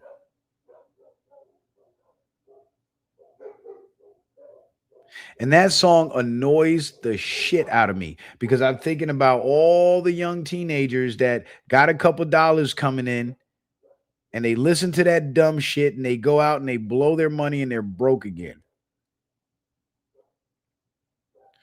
And the thing that breaks my heart the most is when I see older people that have been on this earth for 60, 70 years and they still haven't gotten their finances in order. They've had a job their whole lives. They've worked and paid bills their whole lives. But now they're at the age where they can't work like they used to anymore. And they can't pay their bills like they used to anymore. And they're struggling now. Why? Because when they were generating steady income, they paid everybody else, but they didn't take the time to pay themselves, their future selves. And with that knowledge and with learning that, I come to realize there is literally no reason why in America a person with a full-time job that has worked their entire lives should die broke. It shouldn't happen. But yet it does. Yet it does. And my own mother is staring down the barrel of that reality.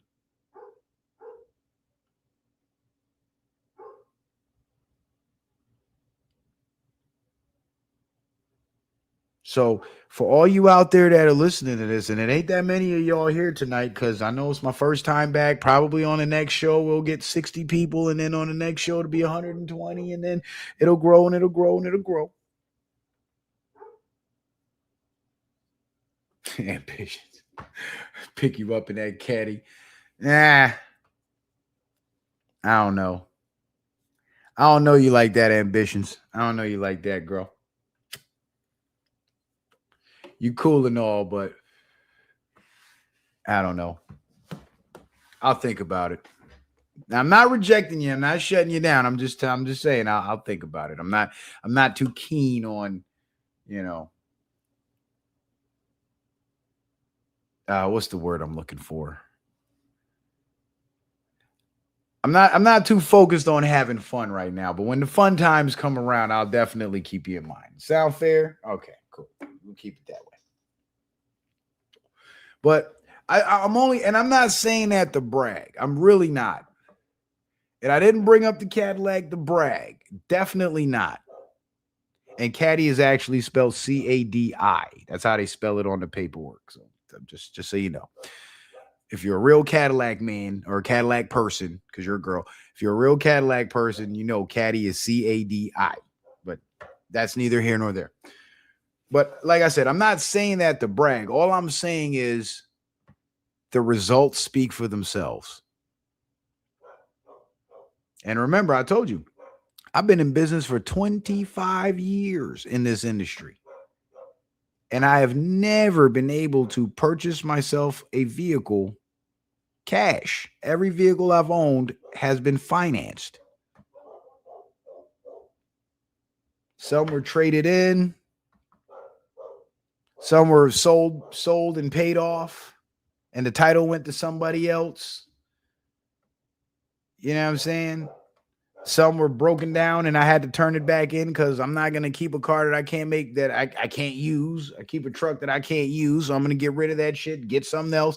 Now I got to finance something else because I don't have 30 grand to drop on a truck.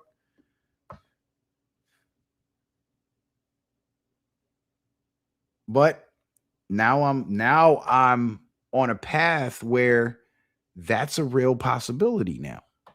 So in studying the knowledge, implementing the strategies, silencing the noise, the results speak for themselves. And if it works for me, if it worked for those other rich guys that got rich from being poor, and it worked for me, it'll work for you just as well. And remember, everybody's lives are structured differently because we're all different. So for some people, it might take 5 years to get that caddy. It might take 2 years to get that caddy. It might take 6 months to get that caddy. It took me 3 months.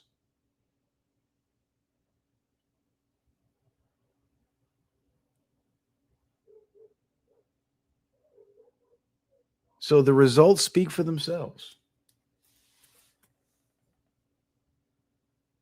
And just for the record, the only reason why I bought the car is because I have a truck and I drive to Florida from the Midwest 15 hours, several times a year. And the gas in that fucking thing, it's like $500 to $600 there and back. In the car, when I drove it from Florida back up here, 15 hours with a 4-hour pit stop in Tennessee where I drove around with my daughter for a little while.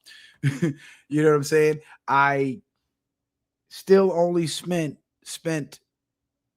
I think it was like $230 in gas.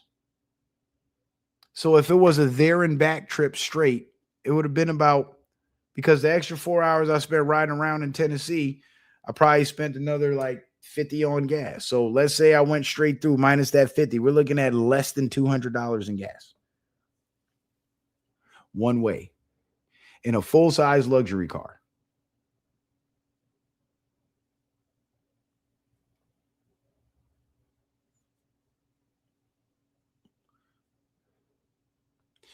And now that I'm bossing up and I'm going to be an executive, or I am an executive, I should say, I have to start carrying myself like an executive, which means when I go meet with important clients about big money deals, I'm not pulling up in the work truck. I'm pulling up in something clean. And when I pull up in something clean, guess what the clients are going to say? Oh, he makes good money. And if he makes good money, that means the only way he can make good money is if he's out here scamming people or if he does good work. And I ain't never heard of him scamming, so he must do good work. It makes an impression. It really does.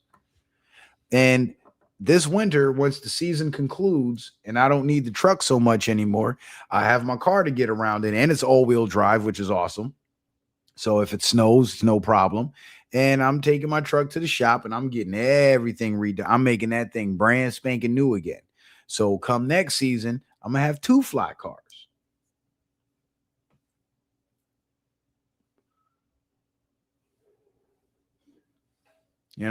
But right now it's focus time. It's focus time. And for all of you guys, this is my advice to you.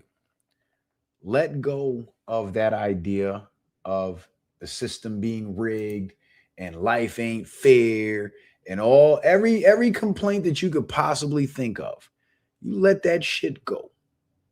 And the reason why I'd say let that shit go is because it doesn't serve you.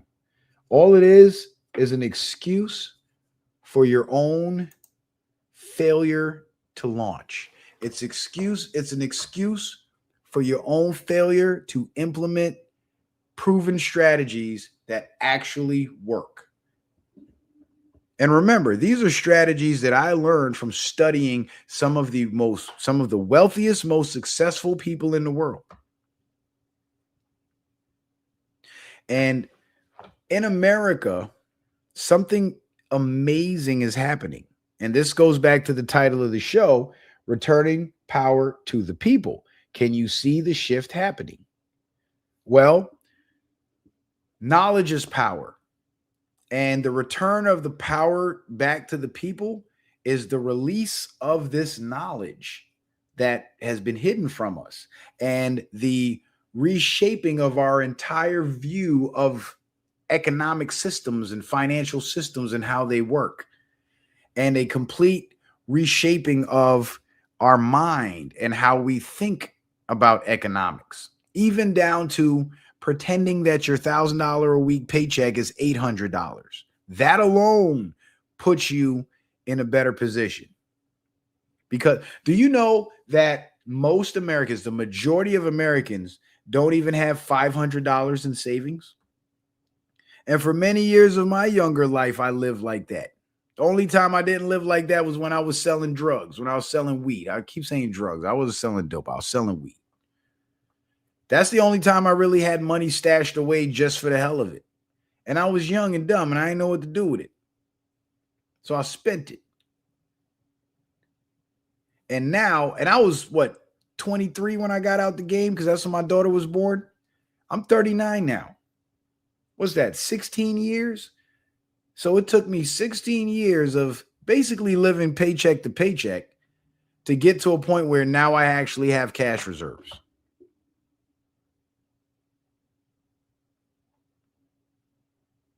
But here's the beauty of it all.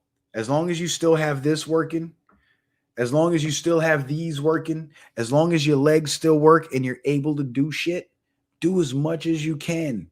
But remember what you're doing it for. You're not doing it for the here and now. You're doing it for your future self. And your future self will thank you. And you keep doing that until you retire. And I guarantee you, whether you're in your 30s, 40s, or 50s, as long as you got 20 years of solid life left in you, you can do it. And not only that, you'll have something to leave for your kids too. You see, people believe that wealth is defined as a large amount of money that you can live off of forever and not have to work. That's not really wealth. That's a part of it. That's like the effect of wealth is the accumulated cash. But real wealth is the ability to generate the maximum amount of income with the minimal amount of work. Anybody that's capable of doing that is wealthy. You know why? Because they have a wealth of knowledge, and that wealth of knowledge will bring them the dollars. The wealth of knowledge is the cause. The wealth in dollar amount is the effect.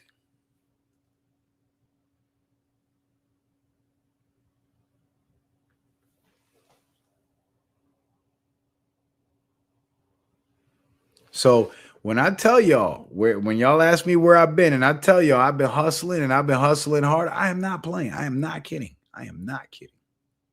I kid you not. I kid you not.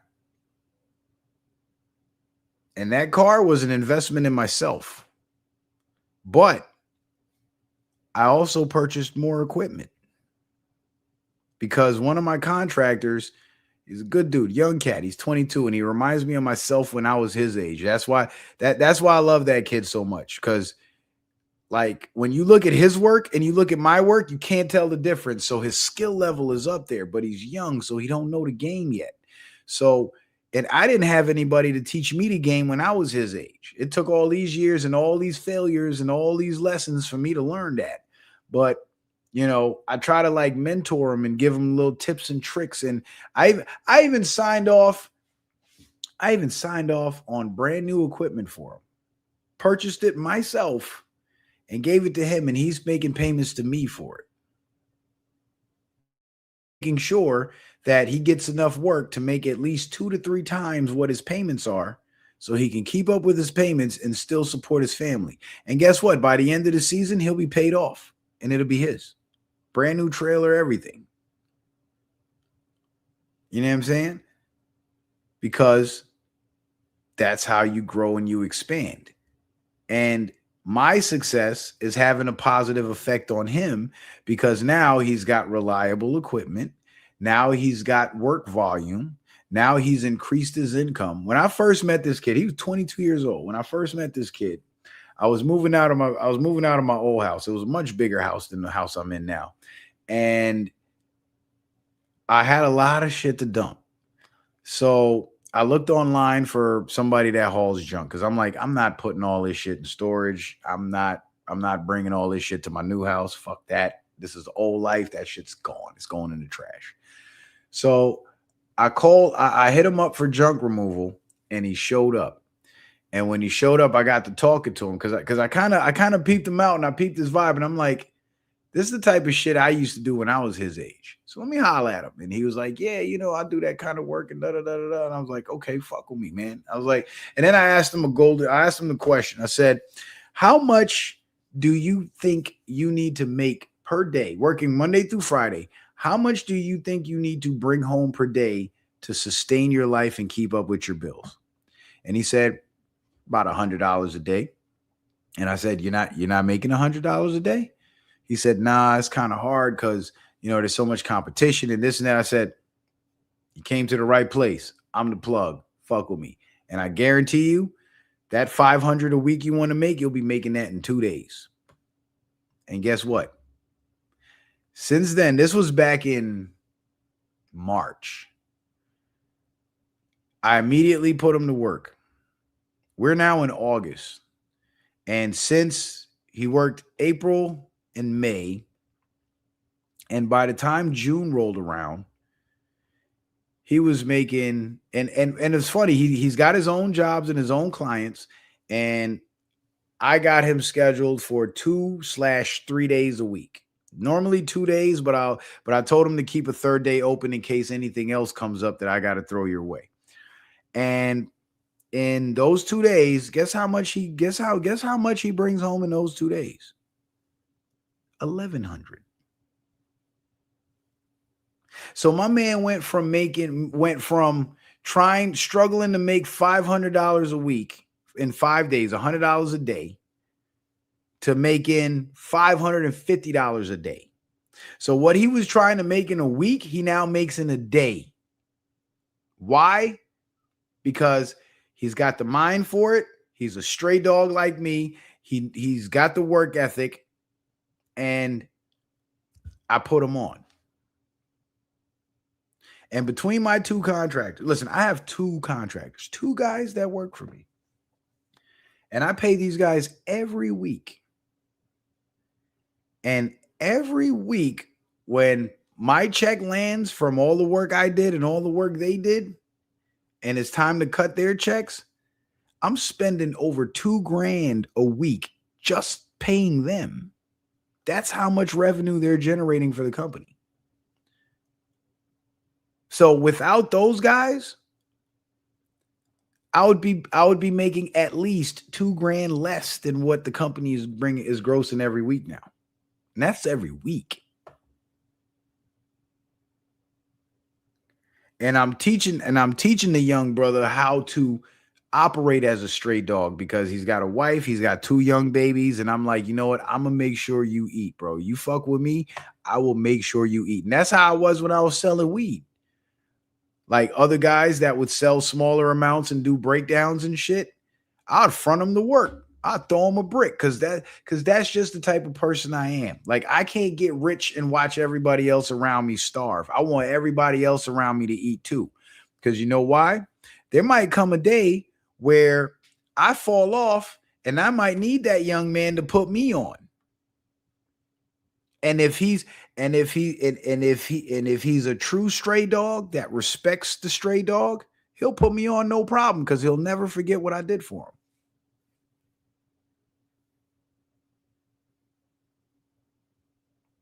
So in the process of building my cash accumulation, I'm also building a network of reliable, dependable people to where I can take a week off work and not lose a client, not lose $1.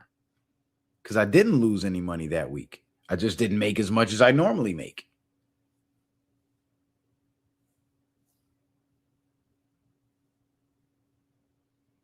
So when we talk about the economic system being rigged and blah, blah, blah, and all that shit, throw that shit out the fucking window. We know it. It's good to know, but now we understand how the system is rigged. And it's not that, excuse me. And it's not that the system necessarily is rigged against us. It's more like we've been so miseducated that we rig the system against ourselves. We rig our own minds against ourselves.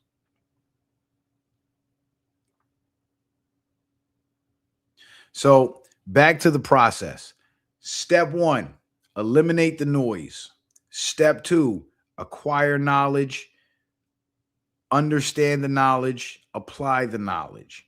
Step 3, when you start reaping the benefits of proper application of that knowledge, you start reapplying that knowledge into new endeavors. So now you got benefits in terms of income coming from here, coming from there, coming from there, coming from there, and put other people who are like-minded on to your program. People that you know will help themselves while simultaneously helping you. Because every time I send that young man out to work and he pulls out his rig and he goes out to do his job, he knows that his money is guaranteed. So he's going to do that job. And when he does that job, the little couple of bucks I make off every job that he does, I benefit too. And when I said earlier that if I forget to tell these guys that a client canceled and they go do the job anyway and I have to pay them, yeah, it's a loss, but guess what? It don't hurt. It don't hurt me. I spend more than that on food. I spend more than that on one meal. Not to brag, I just like to eat. I'm a foodie. It's one of my bad habits. And it's funny because as much as I eat, I can't get fat. I try to, I can't. I'm just gonna be sexy forever. I'm cool with that. I'm cool with that. And it's funny because the men in my family on my dad's side, they're all like shaped weird, where they have skinny arms and legs, but their stomachs get fat. It's crazy. And I'm really working hard to try to avoid that because I won't get fat and be looking like, like Roland Martin and shit. But I will have a gut if I don't take care of myself. So step 1, eliminate the noise. Step 2, acquire the knowledge, apply the knowledge. Step 3, as you reap the benefits, expand your circle with people on the same frequency. Bring in other stray dogs. Because you know what happened to a neighborhood if all the stray dogs in that neighborhood got together and said, any humans we see walking on the street, we gonna bite their ass. You know what's gonna happen? People gonna stop walking on that street and they'll take that shit over. Because there's strength in numbers. And right now, my goal, I only have 2 contractors, and it was difficult enough getting those guys, but I got 2 solid dudes that I can count on and I can depend on, and they show up. My other guy, he's about my age, and he's got a whole bunch of other shit going on too. He owns a farm and all that. Like my man is doing it. But he loves the job, he loves the work, and he's always looking to make extra money. So I put him on, and he's been working for me since last year. And last season, I had 3 contractors. One of them, unfortunately, passed away because he had heart problems. And the other guy kind of just fell off the map. Like he just stopped showing up to work. So I was like, fuck him, scratch him off the list. Now I'm back down to 1. So me and that one guy started this season out. Then I put the young guy on. Now I got 2. And my goal ultimately is to get it up to 10. Because once I get it up to 10, the math becomes easy and I could sit my ass at home and I'll be making more money than what I'm making now with me being out in the field working alongside my guys. And once I get to that point where I can sit at home and brainstorm and come up with other ideas, that's when expansion and growth happens. That's when I've accomplished the goal of turning this machine into an income producing asset. Then, once I accomplish that goal, I can begin building another income producing asset. Whatever that may be.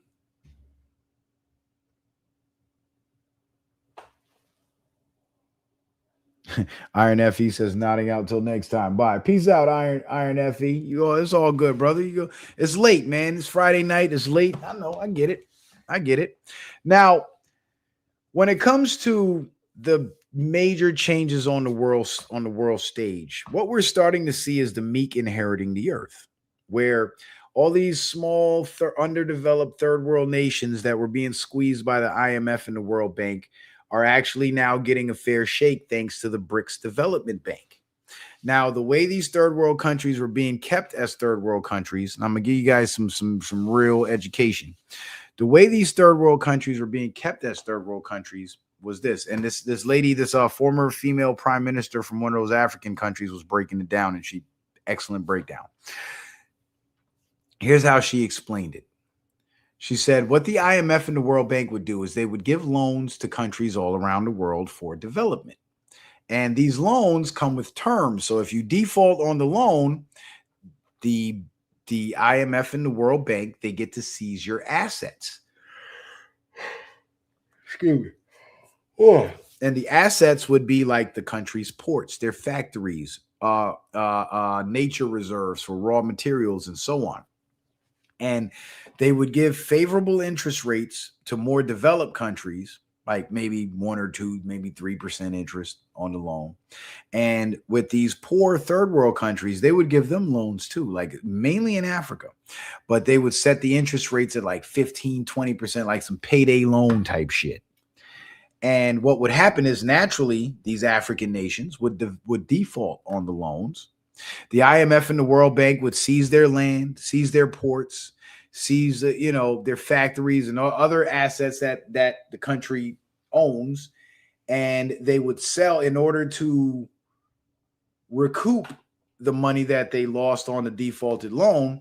They would then sell those assets to foreign corporations, and this is how the corporate colonization of Africa actually happened. This is why there's so many French and Chinese and Dutch companies operating in Africa, mining all the natural resources, because these lands were seized by the IMF and the World Bank and sold to these private interests, because the countries were given, those countries' governments were given bad loans that they couldn't pay back, and they defaulted on it.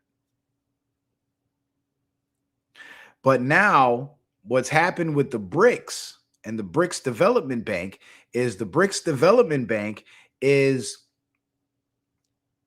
in competition now with the IMF, the International Monetary Fund, and the World Bank. And the BRICS nations are actually giving these third world countries the same favorable interest rates that the IMF and the World Bank was giving to first world, more developed countries. You see? So now these African countries are saying, screw the IMF and the World Bank. We're not paying you. And we're going to take this loan from the BRICS Development Bank. We're going to build up our military. And if you fuckers try to come in here, we're going to fuck your ass up.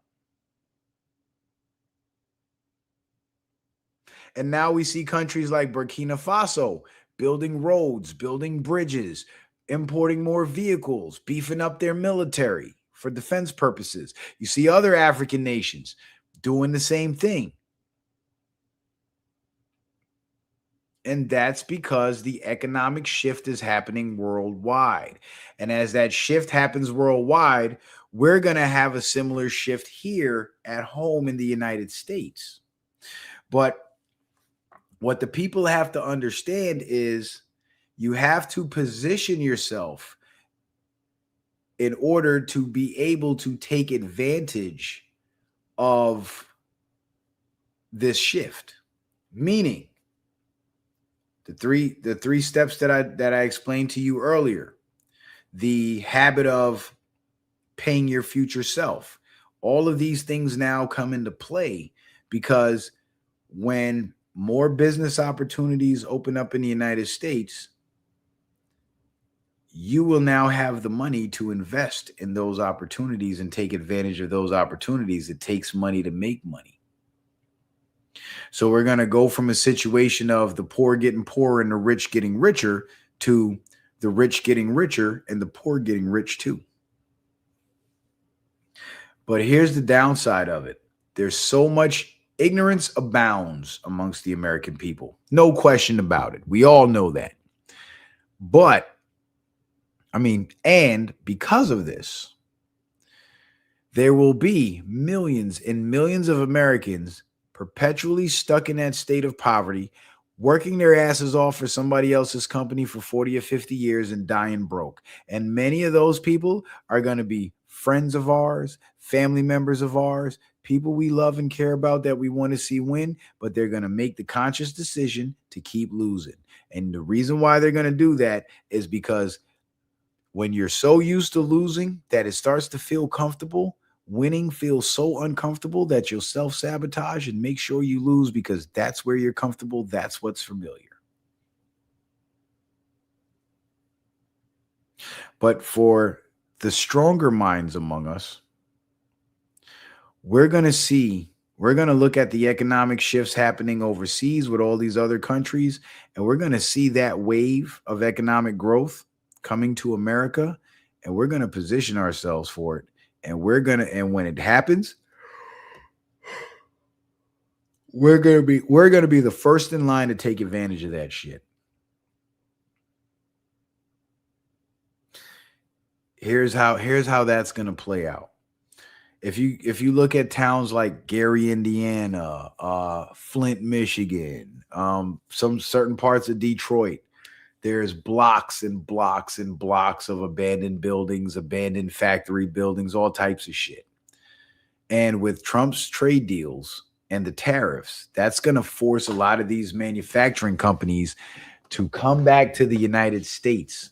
And guess where they're going to set up shop? They're going to set up shop where the infrastructure and the real estate exists for them to manufacture whatever products they're manufacturing. So a lot of those towns and places that have been dead for decades with the closed down factory buildings, they're going to come back to life. And when those companies start moving in and revitalizing those factories, there's going to be an influx of new residents into those communities. And guess what? Those residents are going to need housing. So you know what I see happening with the return of manufacturing to America? A golden opportunity for people who have been able to accumulate cash to invest in real estate and become the new wave, the new generation of landlords in these towns. And you will have good tenants because they'll be working for major companies that will pay them well. And right now, in the current state that those cities are in, those properties are being sold for pennies on the dollar. Pennies.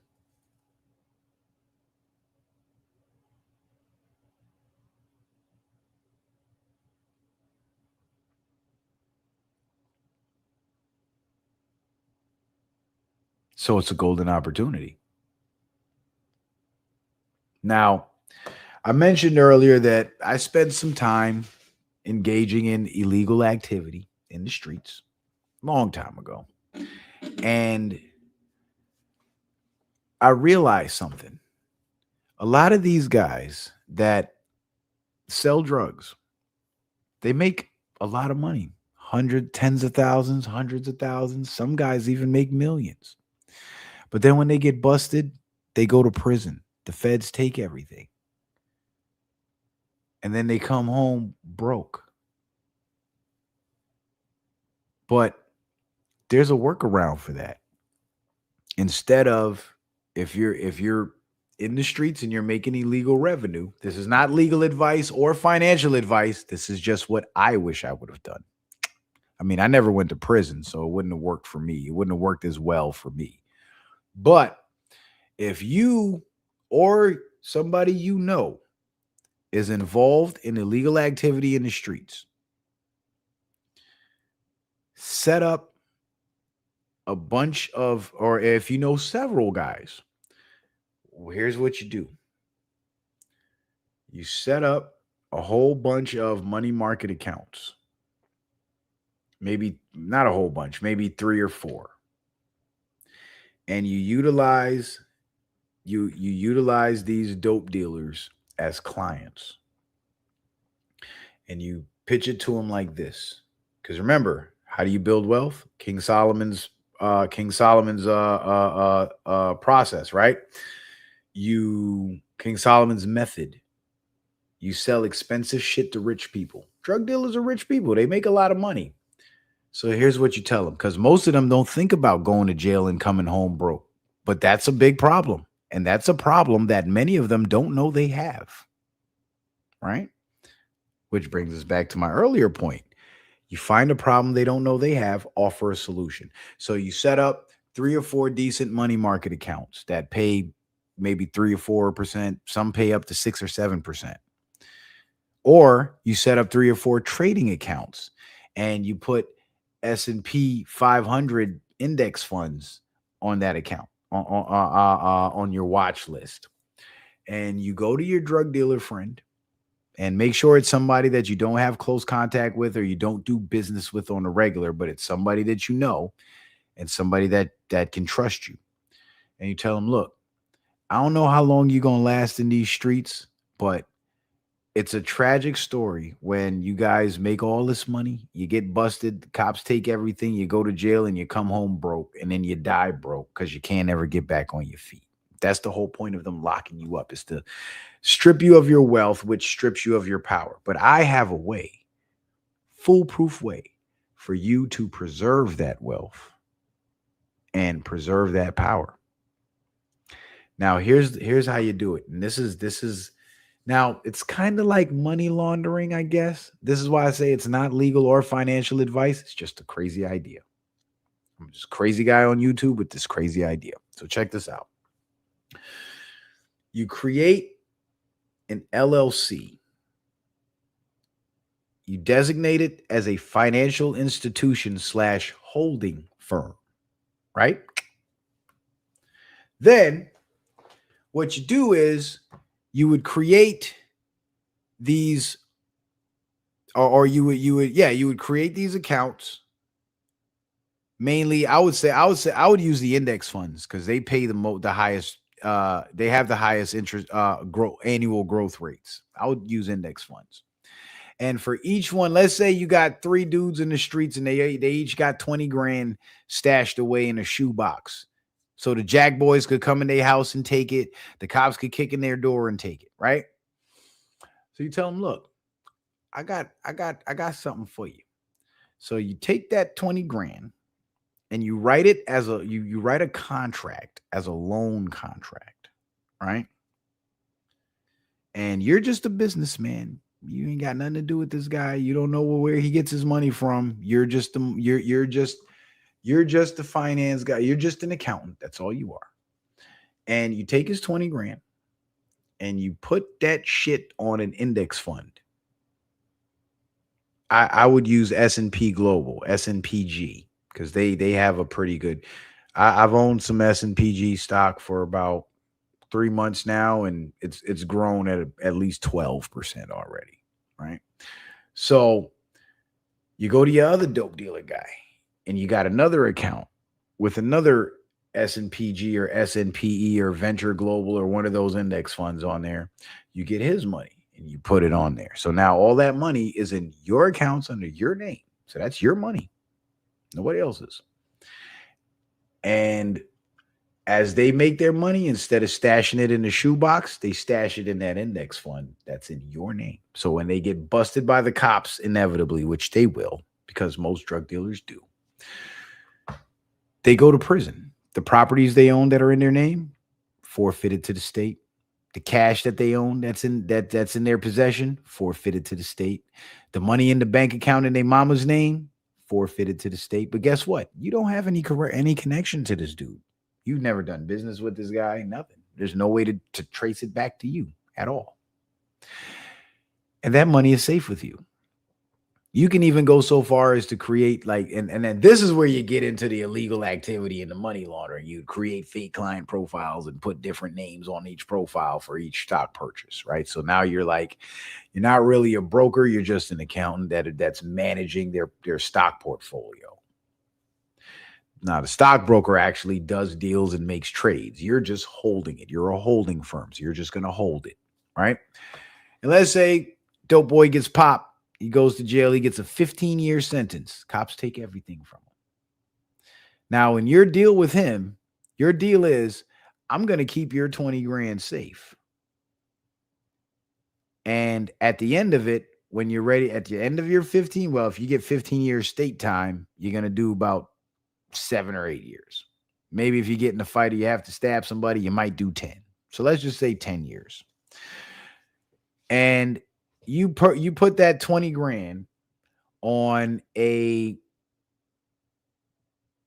index fund that pays 20%, not pays interest, but has a 20% annual growth rate, right? Of $20,000. 20%, that's one fifth. That would be $4,000 annual growth rate. So after the first year, it'll be $24,000.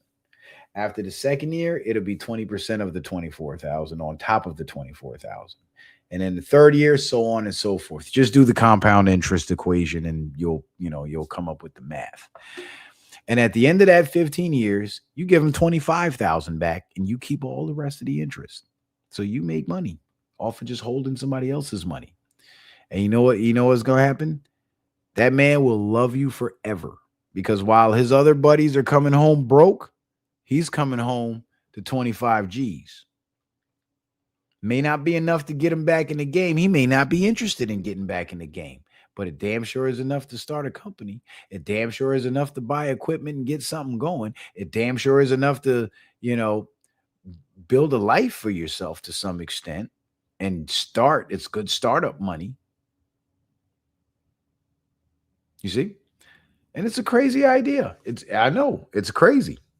And it's probably illegal. And you might go to jail for money laundering. But that's if you don't get caught. Crazy idea. I've never done it, but I've thought about it and I've seen other people do it.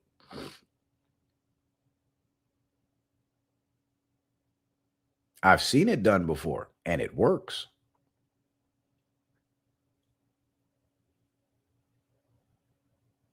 So let's say over the 10 years, that 20,000 becomes 30,000 because of the exponential growth rate of these highly successful, proven track record index funds, right?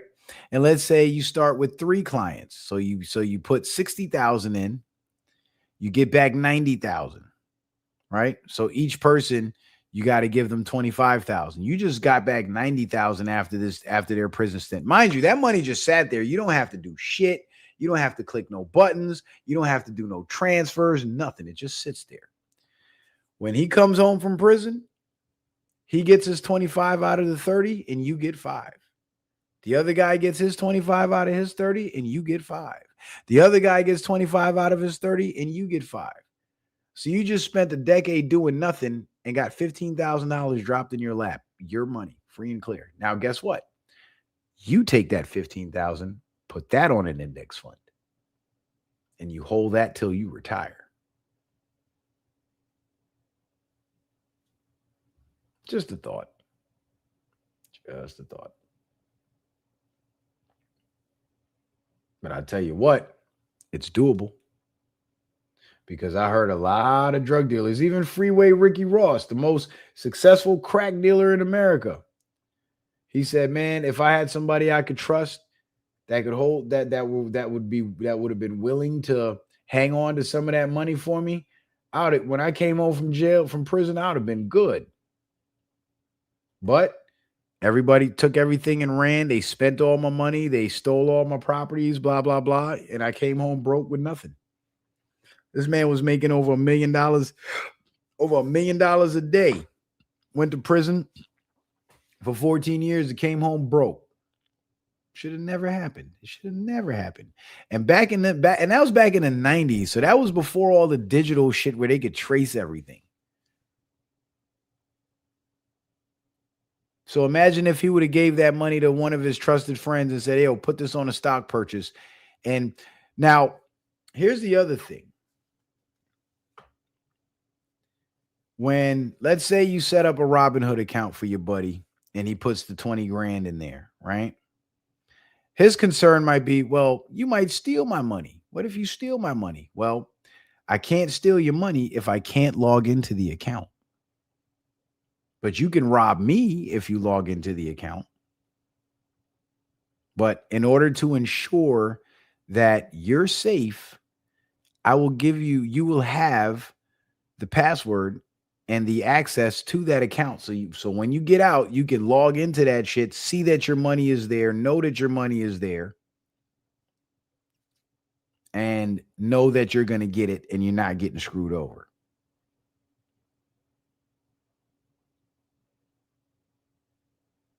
Now, that's just a thought, you know, and it has worked and it could work. And you see, this is something that you're doing, and it doesn't cost you anything to do it. This is just you using your good name.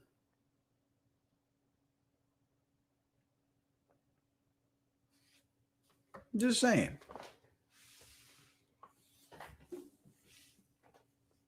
Or you can take the money and you can purchase property in your name, because property always goes up in value.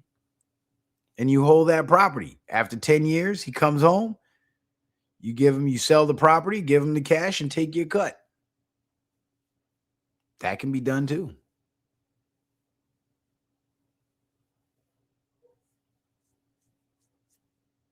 Because the thing with the government is they'll bust criminals and they'll seize the money and they'll say, "Oh, you have to forfeit this money to us because it's illegal tender." But once it goes into the government hands, they could buy new police cars and new vests and new guns for their officers, because all of a sudden it ain't drug money no more. It's just money.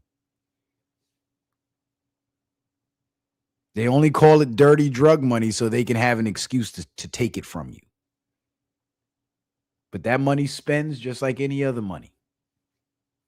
So there might be laws against it. It might be legally considered money laundering, but morally, I don't see anything fucking wrong with it. I don't. There's a lot of things that are illegal that are not necessarily immoral. But they're illegal because the government doesn't want you to do it. Because you being able to do that will afford you more freedom, which makes it harder for them to control you and keep you in your place. But de-rigging the system means breaking out of that place you're meant to stay in. And we can all do it. It can be done. This is America. It can be done. And I've been definitely noticing an economic shift. Remember when I told you earlier, all my clients are people who are richer than me, or at least the vast majority of my clients are people who are richer than me? Well, I'm getting more and more clients, which means people have more and more money to spend, which means something positive is happening economically. And as a service provider, I'm seeing a direct result of it, because some of that money is overflowing into my pockets because the demand is increasing. You ever heard people say this is the greatest time to be alive? It is, because the system of control that has been set up and rigged against us is being de-rigged. And the way they rigged it was by withholding certain bits of information, ideas, and knowledge from us.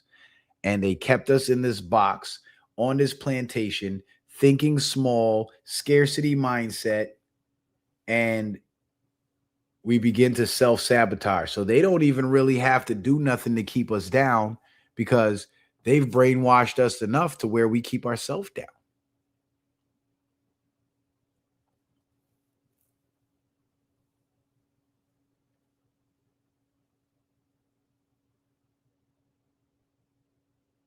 And I honestly really did not mean to come on here and make this whole stream about, money and finances and shit, but it's important. And whether you're Democrat, Republican, neither or both, when it comes to economics and when it comes to your money, no matter what your ideology is, we all can agree that we can use a little bit more of it. So, my intention in having this conversation is to at least plant the seeds in your mind that no matter how little you might make, if you're at the bottom of the economic ladder in terms of income and earning, you're earning. And as long as you're earning, your future self will need some of that money.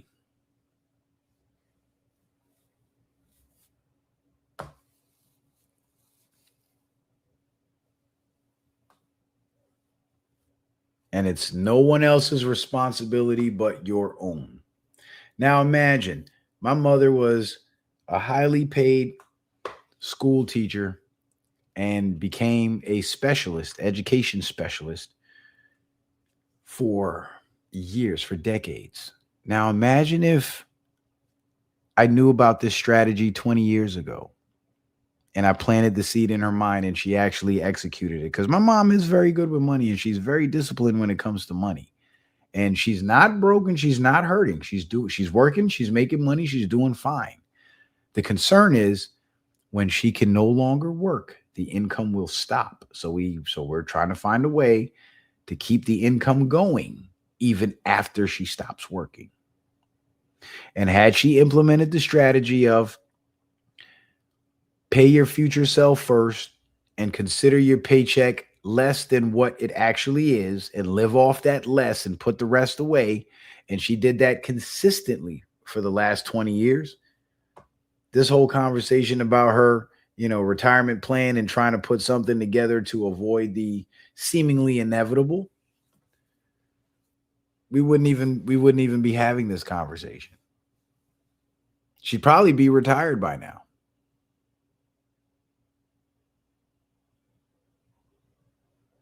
And that's how powerful and effective these principles are. And these are the principles that the rich people and the elites implement in order to keep themselves on top and keep the poor working saps at the bottom.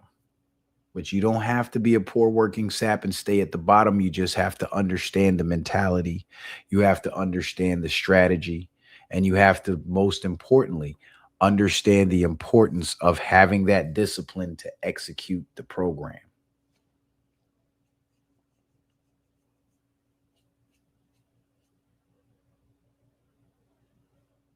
Listen, there's two types of rich people in the world. There's the rich people that want to be the richest in the room and rule over everybody else and use their wealth as power to control other people. Those are your narcissists. And there's other rich people like Donald Trump who is delighted to see poor people get rich. The guy at the bottom pull himself up and dig his way out of that hole and work his way up. And giving people free handouts, it actually does the opposite. It discourages that mentality. And this is part of the reason why I've always leaned conservative rather than Democrat, because the Democrats have always been about free handouts, because they know full well that those free handouts will stunt the mental and economic growth of the people, and it will make them dependent and thus easily controllable. And the Republican Party is like, We ain't giving you shit for free. But what we are going to do is we're going to set policies where these companies are going to be forced to come back and operate in America, and you can get involved in that if you so choose. So it's almost like the Democrats would like think about it as like you're in a fruit eating community and there's fruit trees everywhere. The Democrats are the ones that would go pick the fruits off the trees and put them on everybody's plate. So all these people, because this person is there providing them with the fruit, they get to eat. But when that person providing the fruit ain't there no more, they don't know how to acquire the fruit. But the Republicans are like, there's the fucking tree. Go eat if you want, because I'm not going to feed you. It's the whole teach a man to fish versus give a man a fish. And I'm trying to teach you how to fish. And rule number one in knowing how to fish is knowing where and when to fish. In other words, I'm trying to teach you how to accumulate cash.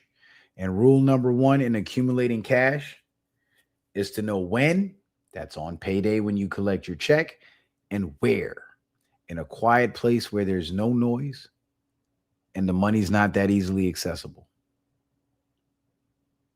And you will accumulate, and you will end up with more than what you started with, and you will certainly, you might not get rich, but you will most certainly 100%, if this strategy is implemented correctly, you will 100% break yourself out of that paycheck to paycheck. You'll never live paycheck to paycheck again. I guarantee it.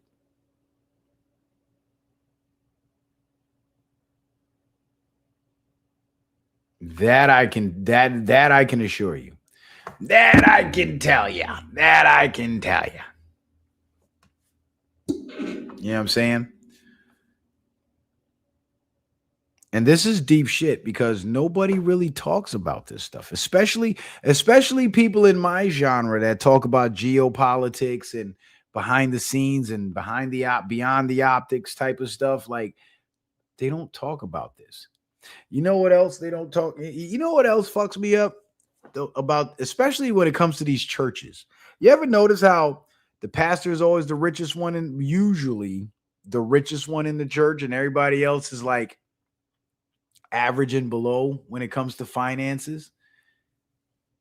And they always preach about, oh, God's going to bless you and he's going to pour out his blessings and this and that, but they never name one time, for those of you that went to church before, that have gone to church consistently or do go to church consistently, when in the fuck have you ever heard your pastor use the term compound interest on the pulpit?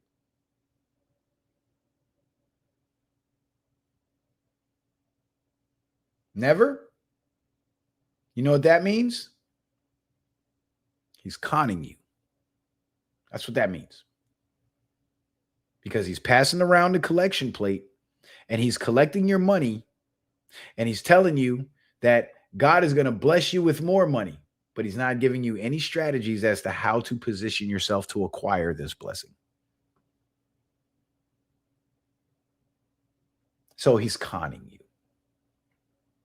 And if these pastors were really wise men that were truly about the people, all the shit I talked to you about tonight, about changing your financial habits in order to change your financial situation, those pastors would be talking about that. And it would be in their best interest, because if I were a church pastor, I would want my whole congregation accumulating cash and getting rich.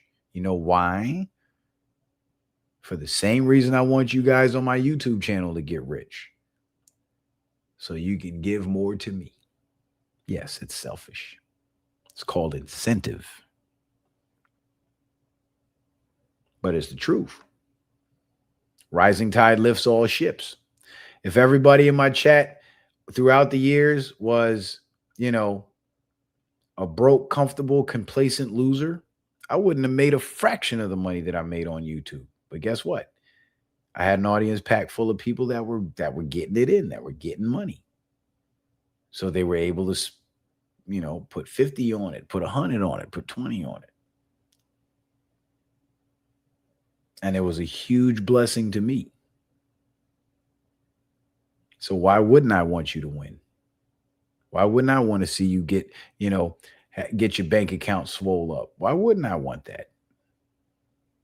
It would be against my best interest to wish, misfortune on you. I just want everybody to win.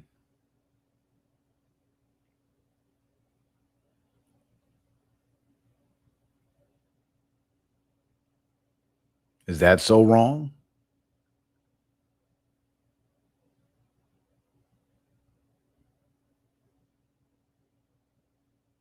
You tell me.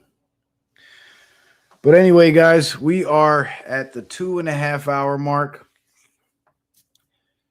The shift is happening. The shift is happening, and the power is being returned to the people. And a big part of that power is the power to control the wealth. And now the knowledge is out there. The information is out there. The strategies are out there. So start building your own wealth and take control of it. One of the dopest bars I ever wrote in a rap, right, was how did it go?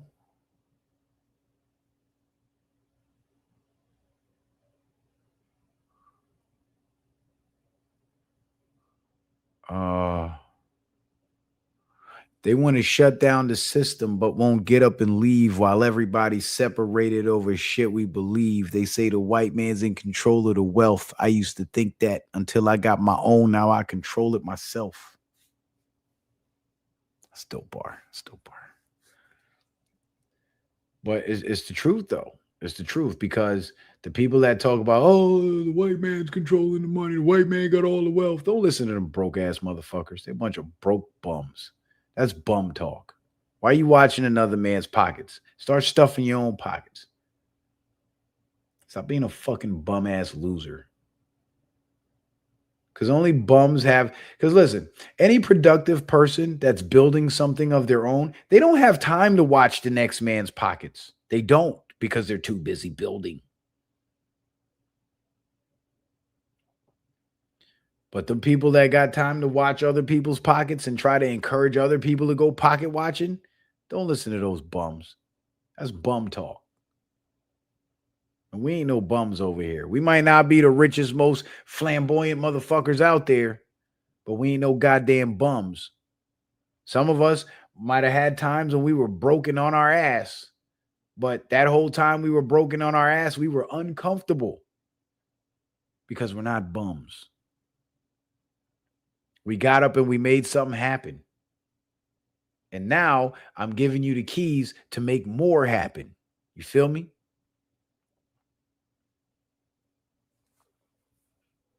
What up, Lord Spike? And Tara said, you never took a break. Yeah, I didn't. In fucking 8 years, I never took a break from YouTube. 8 years. Imagine that.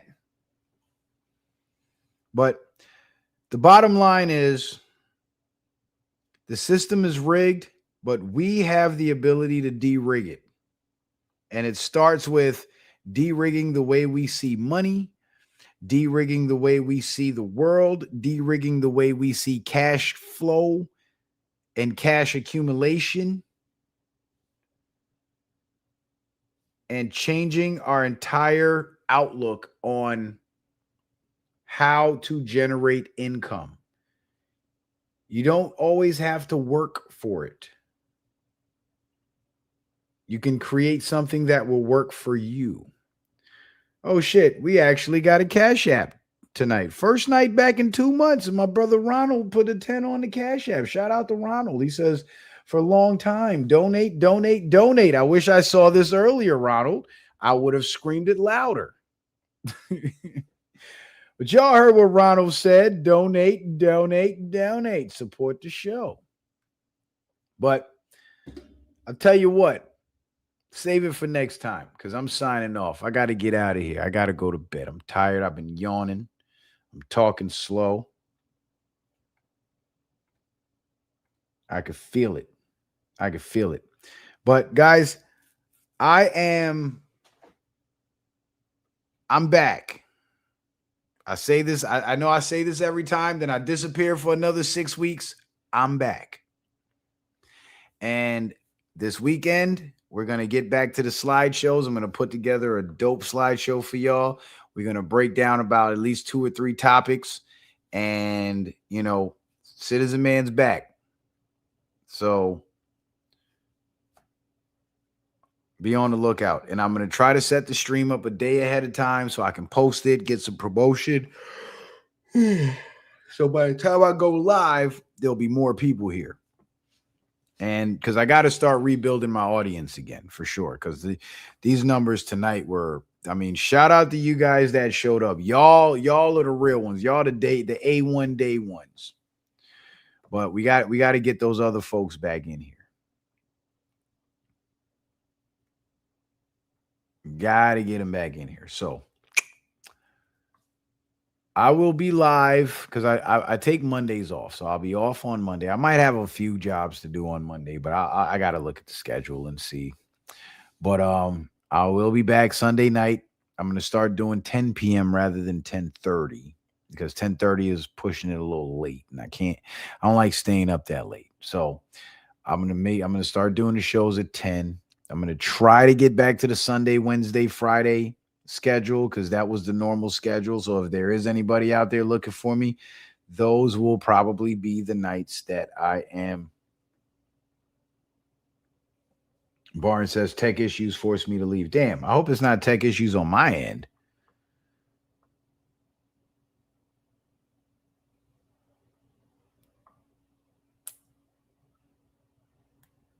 But anyway, yeah, I'm going to try to get back to the Monday, Wednesday, Friday schedule because if anybody's looking for me, those will probably be the nights that they'll be looking. So I anticipate the fastest growth by getting back to the schedule that I've kept for 8 fucking years. All right. So with that being said, ladies and gentlemen, listen, take this wisdom. You don't have to act on it immediately. Just think about it, research it, look it up. Learn about the mental noise and how it affects your cognitive bandwidth and how your cognitive bandwidth affects your important decisions, especially when it comes to finance decisions. Double check your consumption, look at your habits, see what areas in your life you can cut spending, what areas in your life you can, improve on in terms of just being an overall better person. Take a look at the people around you and see who's like-minded, who's helping to uplift you, who's on the same path as you. Find your fellow stray dogs. Don't mistreat the house dogs or look down your nose at them because there's a lot of great people out there that are company men and they're just loyal to the company and they love what they do. And there's no disrespect to that. But if you really want to get to the top of the pyramid, only the stray dogs get there.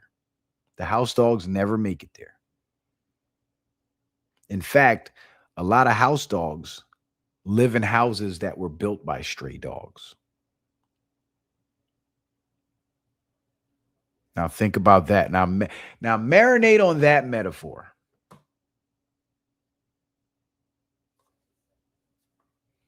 You see?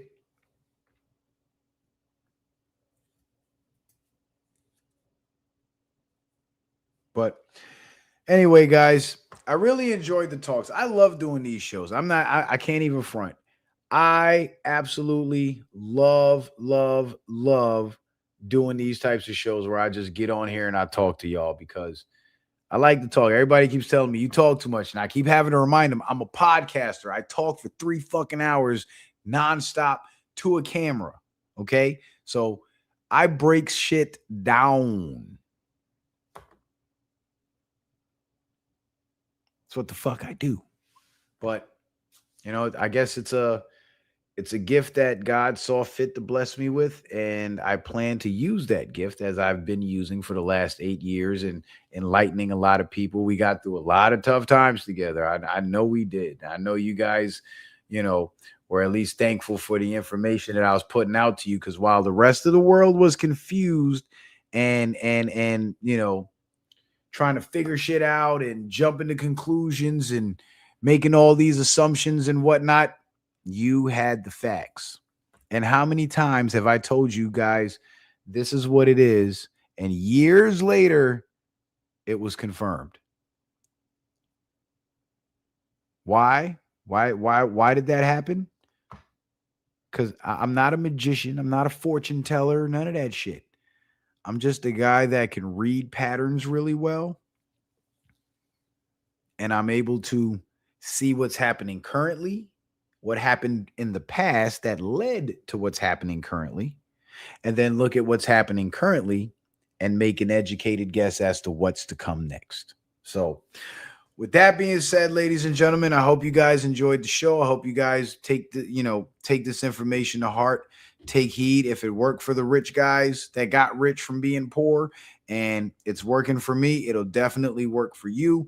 And here's the thing. If you're a 9-to-5er, don't compare yourself to me, because I've compared to the average 9-to-5ers. I've always been in a more advantageous position because my earning potential is only limited to my willingness to work. Whereas if you're a 9-to-5er, your earning potential is only limited to how much your employer is willing to allot for you. But even still, as long as you're getting a paycheck, you have an opportunity to build cash accumulation, to accumulate cash. For some, it just will take a lot more discipline than others.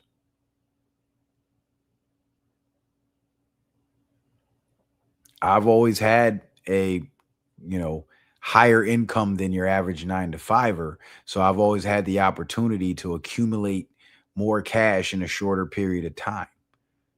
But it doesn't mean that the same concept won't work for you.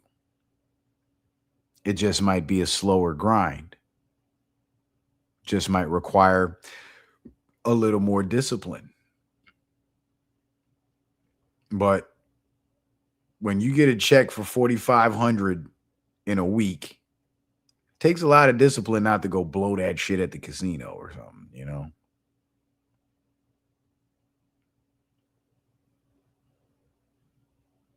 But stream's starting to get choppy. You know what that means? It's time to get the fuck out of here. It's late. It's about to be 1 a.m, and I got to work tomorrow. So with that being said, ladies and gentlemen, thank you guys for being here. I really appreciate it. Shout out to the brother Ronald for the Cash App. Let me double check to make sure I'm not missing anybody else. Okay, we got Ronald. And Ronald hit the Citizen Man Cash App. And something told me to double check the Citizen Man Cash App, and I always do, because I don't like missing people's donations and not shouting them out. Oh, shit, we got another one on the Jaden Ben Cash App. And who might that be? Who might that good soul be? Let's see. LTO. Shout out to LTO for that support. Appreciate you, LTO. You are the man, my man. Thank you, sir. So, ladies and gentlemen, with that being said, again, I appreciate you all being here. Thank you for showing up. Sorry that the numbers were so low. First time back after a 2-month hiatus, but I'm back, and it'll be a while before I disappear again. Trust. So see you on the next one. Citizen Man, out.